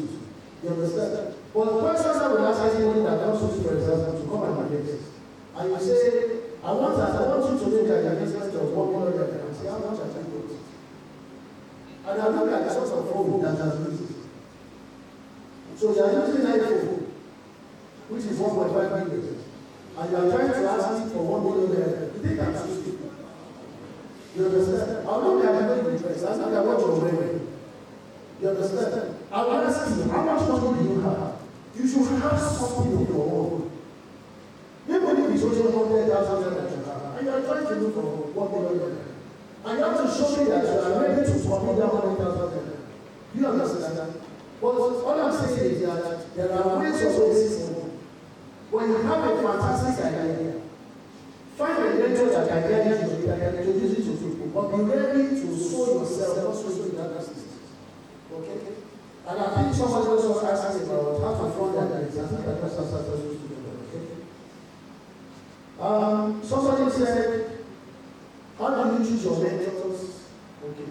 I think you're correct about what you said. Sometimes, maybe, I'm not saying, the reason why I said that you should look inwards, talk to your parents, talk to your pastor, talk to your lecturers, is because they have invested a lot in you. You understand? People that invest a lot in you will have your back. You understand? There are somebody who does not know you from others. I'm not saying those that don't know you like that, some of them are not know you, some of them are fantastic. You understand? I know people that are not my family. You understand? But all I'm just saying is that young people these days, when you look for mentors, are usually on social media. You understand? And trust me, not a lot of very serious people will be spending time on social media. Or else is excessive like that. Do you understand? And you guys all know you spend time on social media. You know in the church, they say the years we can come and get it, that you are getting back. You can't get it back. Because today now, this is when today is gone, we can't bring today back anymore. Stop wasting your time on something that is not important. You understand? And find mentors that are real mentors and start with people that you know. You understand? Don't be looking at them and say they don't know anything. They know more than you do. And unfortunately, young people, especially in their house, you think you know everything. You understand? But trust me, there is nothing that you know. You know some certain things. You know to use social media. You know to use science. But there are so many things also that you don't know to do. That you need to ask people that are not there. Major challenges faced by entrepreneurs. Yes. Challenges number one, money, number two, people. Okay? Finding the right people to join you without tribe is a problem. Money is a problem. Funding. There are some also things that you sell. Because when you buy something to sell, you also need people to sell them to other people. So you need money. In pharmaceutical fibers, for example, it's a very expensive business because sales people need to buy cars. If you don't buy cars, then they won't speak. But just another company that is going to get cars. So for us, it's both. The first thing that we do is make sure sales people have cars. Okay? So they have cars, but they are the soldiers in town, you know, and then you bring the money in, and they make them buy their own cars. Okay? And so funding is always a problem. I would say money and people. Because you already have the ideas. So you have the ideas, you need money to be able to take it out, you need people to be able to take it out. Okay, so I would say those are the biggest challenges, the two biggest challenges that I have. It's challenges of funding and challenges of money. You know, but if you saw everything that you have in your business, you know, can I tell that factory that you saw that you just did, yeah, we do that factory without money independent. And the reason why it's taking 7 years is because in Nigeria, we are asking to come and take commercial and to do the factory. It's very difficult. Okay? So with that success, every money that we make, we put inside it. Every money that we put inside it. And not only for us, we are still number one in social Africa. But if you keep building that factory and the money that they get, it doesn't work. You understand? Okay, so you do that that's going to give you money first. So if it's house that you want, you do your business, you see that the house will come out of that business. If it's car that you want for yourself, do the business, you see that the car will come out of the business. But the business does not come out of the car, the business does not come out of the house. Do you understand? And if you want, let me also tell you, when you start to work, you are gathering your skills and stuff like that, okay? If it's something that does not have your back, that does not have your back, you get to a point where you must start to think about the business that you are doing. Don't do that job yet. You understand? You do that job, and you do your extra time that you have, the spare time that you have, you do that business on the side. So that when that business gets to a point where you can just pay you food, money for food, you can now put your energy to that system. Take that job, put your energy to that system, and be dedicated and focused on that system. And then the business is actually you're able to take a good salary. From good salary, one day you're able to take the house of that system. You've never seen anybody that builds a business out of the house. Okay? But people build houses out of the business.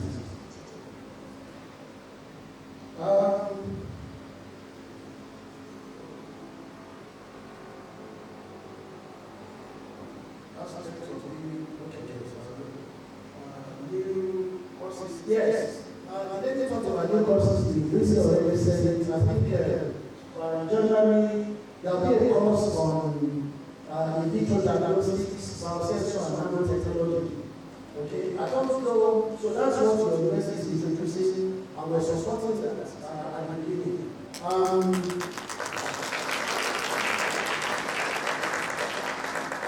And maybe initially I know from the discussion and that course is finally going to be a final year elective course. Maybe it might be a postgraduate course later, but that's from the university to determine to do that to the people that want to. But that's the course. In terms of Codix graduate schemes and stuff, we take honestly speaking, we're looking for good people. I'm not just saying, you understand? We're looking for good people. And if I say a CV, and that CV carries all of us about the university, honestly, my heart is very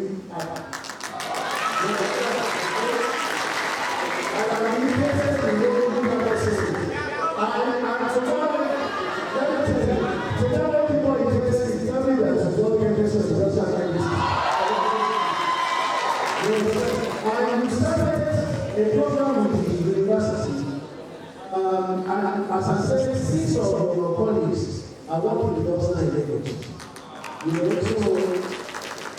And for the young lady that was asking for an opportunity, I think seeing kind of these 2 guys, some of them get their identity so that they can send them to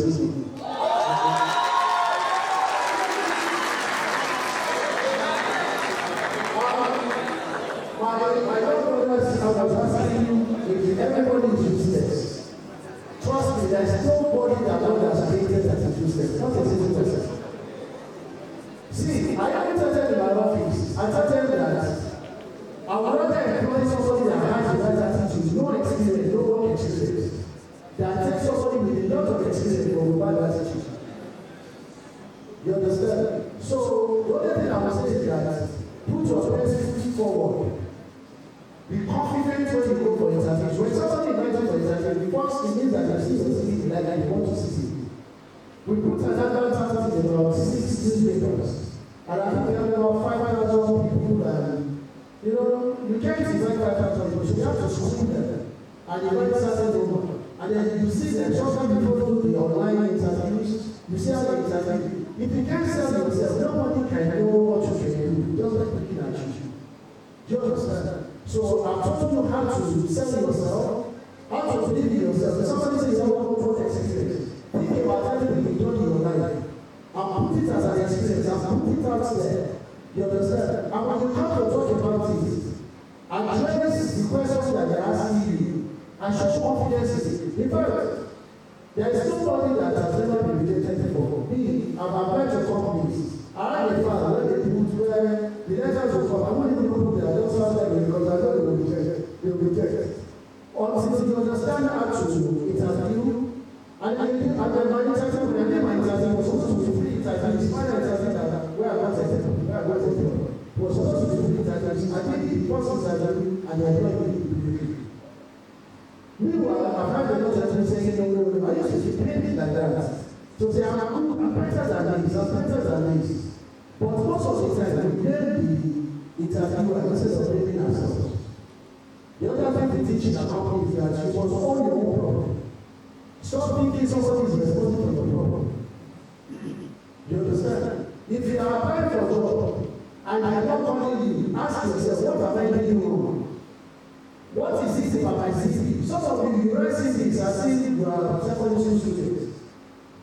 You understand? If you don't know how to write CV, go to people that know how to write CV. Go and learn how to write CVs.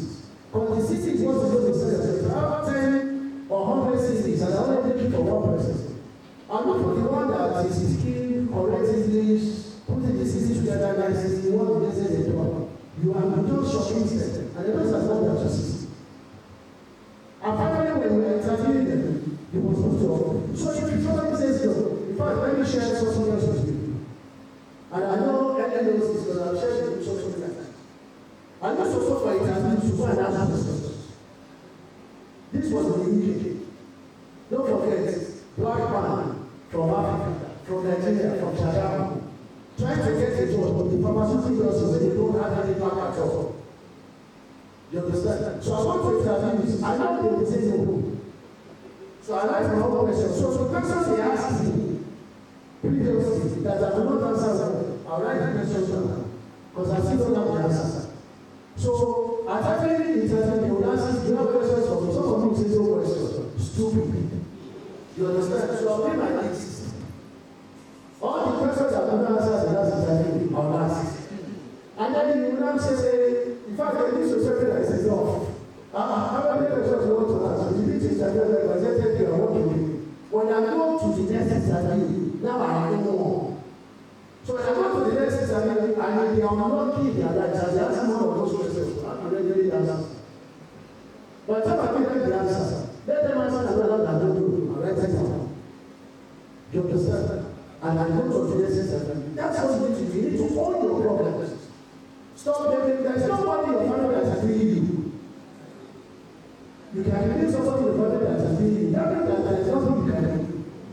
But even if somebody is doing your family, and there is somebody that is doing your family that is not only helping themselves. You understand? And you focus on yourself. Already, that focusing on yourself, you are already making progress.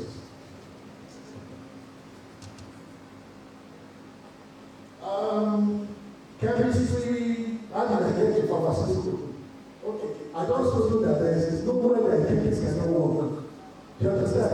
There is nowhere. In fact, you should have so much confidence. I can share. This is all going on with the system. You need to attend to not to do. There was a time the pharmacists came together. They went to the National Assembly to present that only pharmacists were allowed to sell drugs. You guys saw that. It was presented. No, presented. So, but guess what? The largest pharmaceutical company in Nigeria is called Fixing. Fixing is only the scientists. Okay? And we are one of the fastest pharmaceutical companies in Nigeria, and I'm not the pharmacist. There's another company called Biofair. The guy just has an answer. they call them pharmacists. Because that's what the law says in the church. Pharmacists in the UK, it's not something that literature. Literature is doctors and people that are doctors. So pharmacists. By everyone of the UK, the business administration in America. America is the oldest pharmaceutical in the world. So we all came together as we said, this is not. There is a pharmacy practice, community pharmacy dispensing. There is a pharmaceutical industry who researches drugs in chemists. You understand? And I say that the chemist is not the drugs that they research. And guess what's now? Even the drugs that look at all the things that are shown. The diagnostic things. Did you say the pharmacy? You understand? You know, these are chemistry related products. So we now say, if you say that pharmacists can sell drugs alone. So in Codix there, it means that you cannot enter pharmacists to sell some of our products also. So once in our fairness, pharmacists have pharmaceutical society, everybody agreed with us. There was an error. And therefore, we said we will correct it in implementation so that we did that present. But some people went to present it for what it is because they are short-sighted. There is nobody that can operate alone anymore. You understand? In the UK, even if it's Yoruba that you take, Yoruba, or law, whatever process it is, you are only supposed to do an exam, all the Association of Pharmaceutical. If you do it as a pass, then you are licensed to carry drugs. You understand? What is it about drugs that chemists don't do? Plus, we don't even have enough pharmacists in Nigeria. And even if we have enough pharmacists, some of them are everywhere, some of them are regulatory, some of them are everywhere. You understand? So, as a chemist, don't think that, well, because if I don't even say that to yourself, you understand? Every process is process. And like I said, even as a chemist, you need accountants in life. You need people that, you need doctors, you need pharmacists. Everybody is important. Okay? The value you put on yourself is your own value. You understand? So don't be thinking that there's something. And pharmaceutical, I just showed you. When you finish and you graduate and finish your service, apply to those companies. We just give you the different jobs that you can apply for in the industry. And they are looking for people with science background. We will take more people with science background and it's easier to train them. So that when you are talking about molecules and such, you don't say what are you talking about. So you stand up, so it's easier for us. Someone asked for the couple of slides. I think there are some parts of the slides that I can share. Okay? So if you talk to this guy, you'll be able to send them the slides that you feel that I can share with you. Before we talk about opportunity for practical, and this is also very important. Okay? And I think the school is already, the university is already doing it. Take, during your holidays, whether it's sewers or not sewers, find somewhere to go.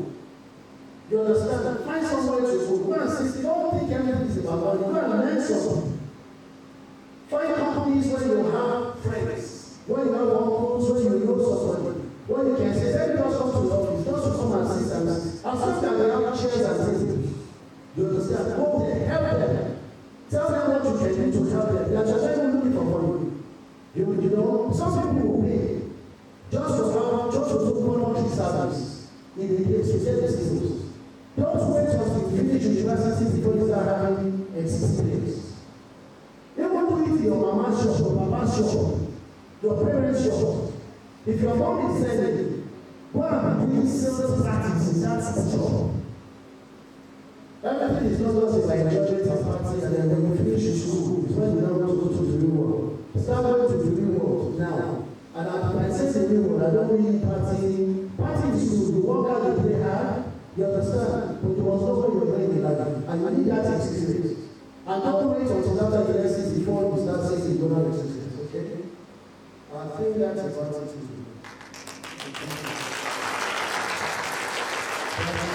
for the answers provided to those questions. Why you ask one of our colleagues just step up to me that they have the question? This is. Thank you, sir. I must say, the last 30 to 1 minute that I read the king, that was a good presentation, sir. Now, my question is, why you were delivering your lectures, you mentioned that the missing link, there was a major problem between the academia and the industry. So my question is, what, as a chairman or as a CEO of the post, what have you doing to at least stop or reduce this system between the industry and the academia? That's the first one. And then secondly, I know Codix, one of the products is biosensor. And I worked in the lab for cases where biosensors, solar cell batteries, and supercapacitors are majorly our focus. So, and as we all know, from the world of biosensors, there are majorly devices that are used to measure the biological reactions or chemical reactions, like generating signals, which proportional to the concentration of the atom. So now, my question is, sir, when you look at where I did my PhD, like I said, it's called sensors of laboratory. Like I said, it focuses on biosensors, and you notice that there were funds that have been pumped into the system to do such research. So I want to appeal, is there anything Codix can do to actually fund the research on this biosensor from novel materials that will be readily available and environmentally friendly? And because I know at the heart of the industry is profitability, I'm sure if we can actually get something that will be cheaper than what we have presently, it will also be more. Thank you. Thank you very much. Fantastic question. The first one I'm so evaluated to was I explained it to you. Okay? So the new factory, the Codix Pharm factory that was started, when our partners came to the country, the professor of nanotechnology from South Korea. Okay. One of the questions that, in fact, to have that factory to come to Nigeria, because if you want to do what we are doing, your lecturer has to be interested in it. What else is organization has to be interested in it. The reason why you have to be interested in it is so that whatever it is you are manufacturing, people can buy it as for process engineering. Okay? And your lecturer provides quality assurance guarantee. You do what you want your lecturer qualification to say that this factory is pre-qualified and all the donors can buy from there and sell to other countries apart from Nigeria. They can buy from Nigeria and send it to other places. Okay? One of the gaps that we found was the concern that they had. One of them was that where would you find the scientists that work in this factory? Because it has never been done before in Nigeria. So schools are never teaching it. So where would you find enough people? And even if you want to find them, the few that you find are probably in Lagos. So why not put this factory in Lagos State? So first there was a fight to say we need this in Nigeria. You know there are some people that are working to ensure that things don't come to Nigeria. Plenty. You understand? And they don't will go. And those things have to come to Africa. You rather take it to countries where they have more power over the people. Okay?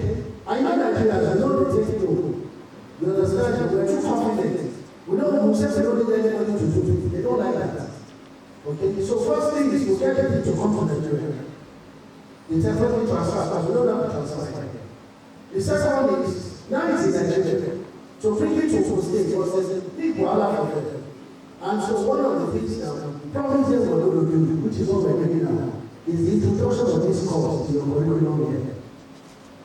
So that students from here can already have introduction into biosensor, in vitro diagnostics and nanotechnology for university. Eventually there will be maybe a master's program and MSc program, you understand, that will specialize more in those sorts of things. You know, these young guys here, You know, you'll be surprised. I mean, you know, as a lecturer, you understand? They have very inquisitive minds. You understand? So when you give them one like that, their brain will start to ask more questions. So this sort of technology eventually will reside across in Nigeria. So let's take on the teachers how to make HIV tests, for example. And we have lots of people that are scaling us. Once we have the technology for HIV, these guys is able to come up with ideas on how to address our own local problems.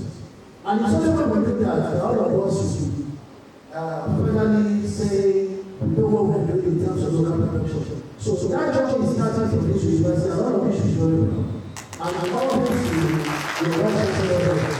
it's a discussion that we had before. We've had several things that we wanted to do. In terms of support, I can tell you that as a company, as an indigenous company, this is very, very close to our heart. Okay?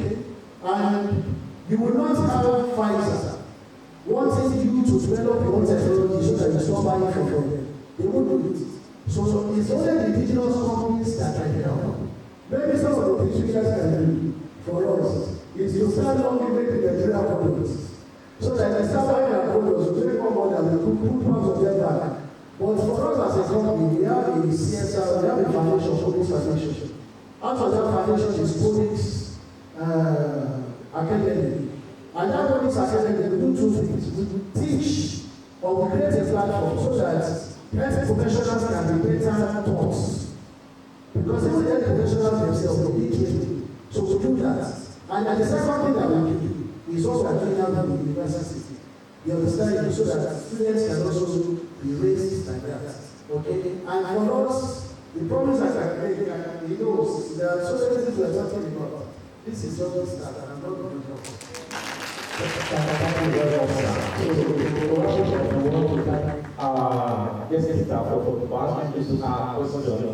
And also, on behalf of the Vice Chancellor, we also thank you for the opportunity to give to the students too.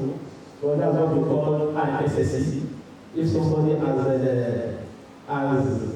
it was not invited, she was not invited to the program. She came for something else. And she joined, I had some opportunity to have a seminar something. Let me also join the issue. So we also want to thank you for that opportunity. And lastly, I want to believe before what we have asked today. Is there anybody that is there and the chapter 6? No?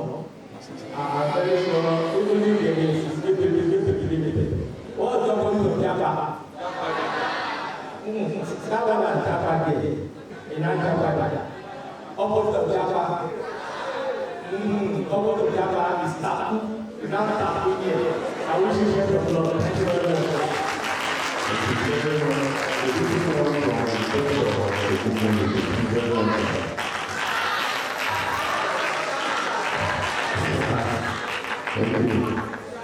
Thank you, sir.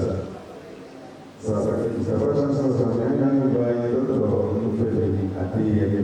this is a work and control the department details. Thank you very much.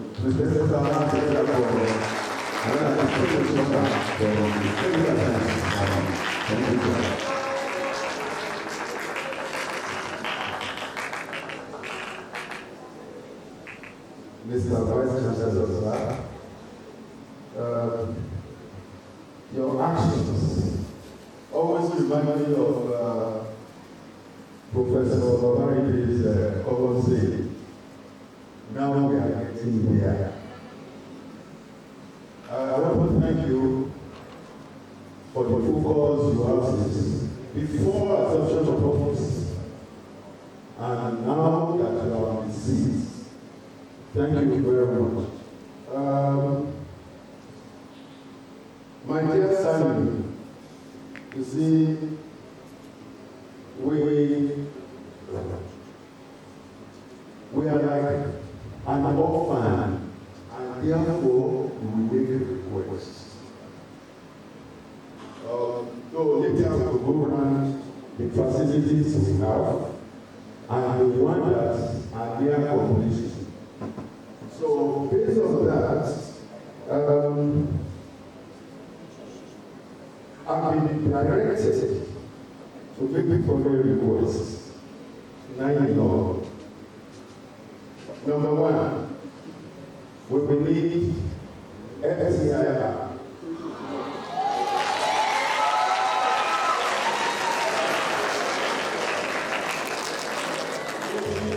Most of the employees are from today.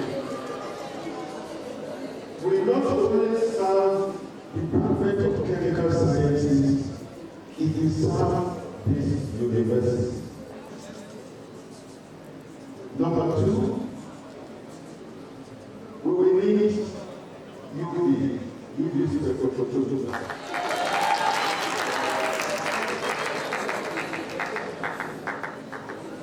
Number 3 is history and following, but it's not. We will need a water distillation unit, not just the conventional, thank you, not just the conventional water distillation plants that we are used to, but the one that has been added recirculatory system, so that we do not have to waste water. It has to be a system evident needs, that is very, very good for us. Well, we need scanning electron microscope. This is not only serve Department of Chemical Sciences, Department of Physics and Chemistry, Department of Geology and Arts, we benefit for it. Even our College of Engineering and Environmental Sciences, we benefit from it. We need differential scanning capability. We also need TGA, thermogrammetry analysis, and GCLS. I had an experience of years back. Gas chromatography mass spectroscopy. I had an experience some years ago that it sounds strange. A staff of the university will not know where College of Engineering is.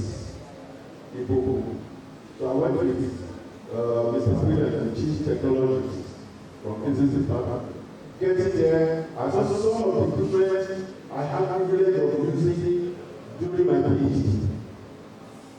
And I said, oh, you have this will benefit not only this university, but Ogun State in general. Because it's a material testing equipment, which we call tensile tester. That's what the state government has at the material testing laboratory at Baja Junction. So, with all this put together, the sky will be our limit. A little more, thank God Professor Gusoso is here. Your experience with pharmaceutical councils of Nigeria, Pharmacy Association of Nigeria, is what we had in Chemical Society of Nigeria. It was a very big war, but thank God for our fathers like Professor Tubanjo, Professor Ajayi, Professor Kere, and so on, who was recently to get ICON, Institute of Technical of Nigeria, registered. It was a very big. How do you expect somebody who did, to give respect I would call it elementary chemistry 100 and 200, to now be dictating to us that we cannot even handle chemicals. All these things is not new. Some of us have experienced it. So, thank you very much for singing to our. Please give me a round of applause. I want to God bless you.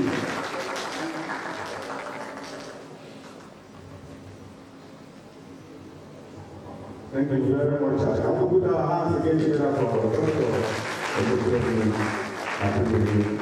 If anything, the Matthew chapter 7 verse 7 says, ask God, no, and see. Yes, you can see that somebody did that here and she got it. And if somebody did that here and she got it, definitely the Department of Chemical Science will only what? Oh yes, please put your hands together for Dr. Thank you very much. To please invite the 6th students, apparently there is also out of the water to please come forward and give the speech. Thank you.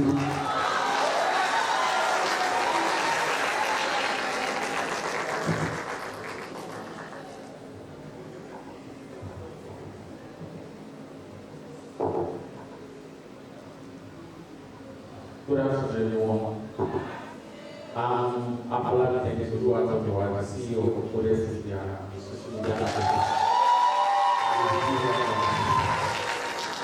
I recognize the minute of God, and I want to be very grateful for this opportunity. I want to for that. So, without further ado, I would like to just show you the points, which is the key factors to enhancing the 21st century entrepreneurship. Entrepreneurship, as we all know, means starting a new thing or business, and it has played a very key role in shaping and developing our nation's economy. So, entrepreneurship in the 21st century has taken a new form, which requires you to be a tech savvy. A tech savvy means you need to be informed and well, you need to know about how the modern technology works. You need to be well informed about how the modern technology works, and as an entrepreneur, you must also know how to use the technology to your advantage. You must know how to use, public tech on every new trend as well. So, starting and operating a business now has become a lot more easier and accessible, meaning there are more competition online. That's why you need to be a tech savvy, because you need to be aware of the technology and how technology works so that you can use it as an advantage to your own business. So I would like to state the quality of the 21st century entrepreneur. First is critical thinking. As a critical thinker, you should be able to create solutions to problems. And not just solutions to problems, you should be able to create the best solutions to problems. Meaning, you should be able to give a wide range and list of solutions. Whenever there is a problem, then you should be able to pick out the best one to provide to it. Secondly, creativity. Personally, I would love to see creativity is a pillar owning every business, because, for example, now you're in a business competing with 1,000 other businesses similar to yours, and you are offering the same thing, you are giving out the same thing. You should be able to stand out, you should be able to think out of the box, you should be able to present, show new innovations. Second, thirdly, is collaboration. You should be able to collaborate with other entrepreneurs in the same field as yours. So actually, let's say, for example, now me as and this process also helps to reduce costs. Because let's say, for example, me as a social media marketer now, let's say I'm collaborating with a graphic designer, and I remember that it's going to provide a logo to my media company, and in return, I'm going to provide necessary management services. This will help to reduce costs. This is what we call swap. So we are always swapping using each other without spending a penny. The fourth is media literacy. Over 80% businesses use social media to reach their customers. And lastly, factors of adopting entrepreneurial success, confidence. You must be confident about your business. You should be able to speak about your business everywhere and anywhere. Second is persistence. Never give up in cases of risks and losses. So, lastly, networking. You should be able to network with other creators in your field. Thank you very much for the opportunity.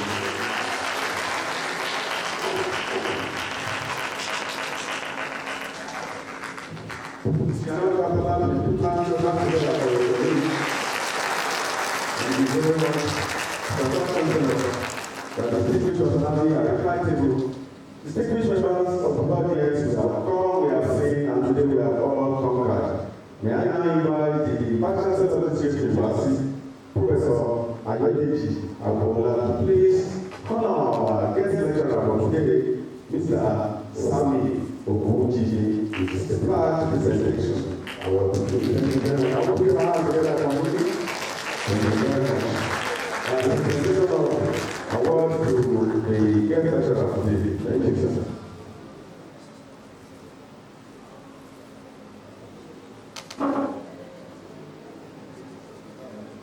The principal of the university, ladies and gentlemen, on behalf of the Department of Medical Sciences of this University, I present an award of excellence to Mr. Samson Ogunjiji.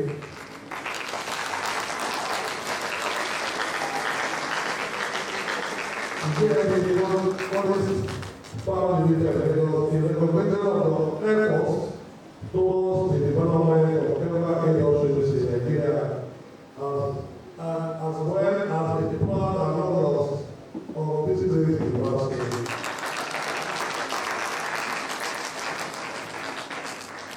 So we begin today, 29th November 2023, as we move to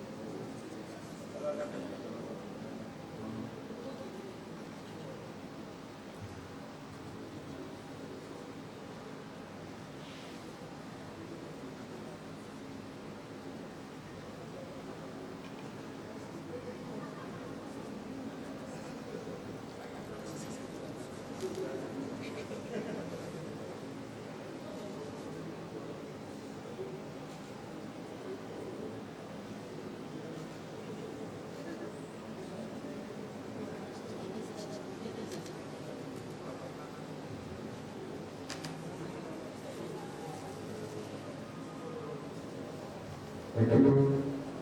Dr. Mrs. Mabulegi, Subdean of Faculty of Science, step forward and give the floor of Sosana on behalf of the Chemical Society. Can you put your hands together?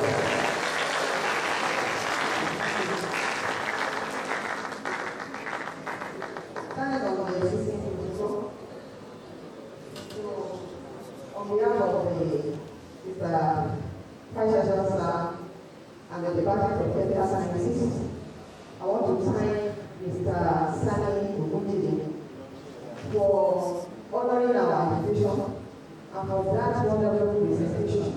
Really appreciate it. And we pray that God will continue to strengthen you more and more in Jesus' name.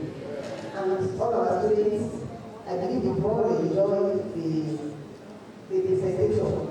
So I want us to stand up and say thank you, sir. So I want to thank you for coming. Thank you, all of us that are here and are visiting this institution. And thank you all. God bless us in Jesus' name.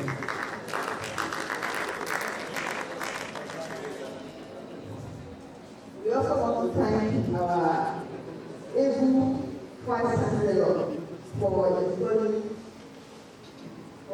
for allowing us, for giving us the grace to hold this in the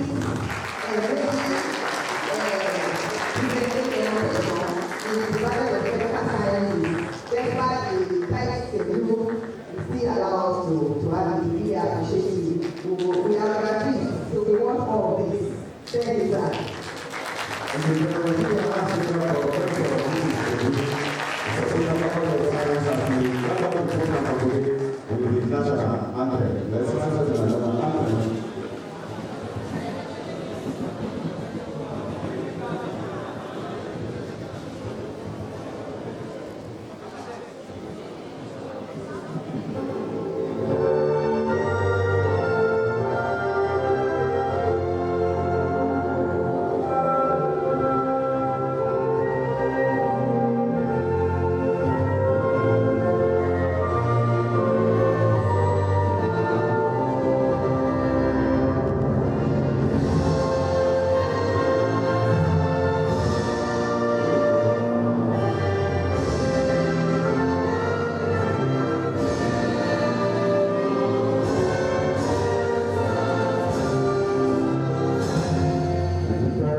Please let us be standing as we have the personality at the right table, 64. And at the same time, the other members of the Executive Science Parliament will join the team outside for a photograph. Thank you very much. Thank you for coming. I wish you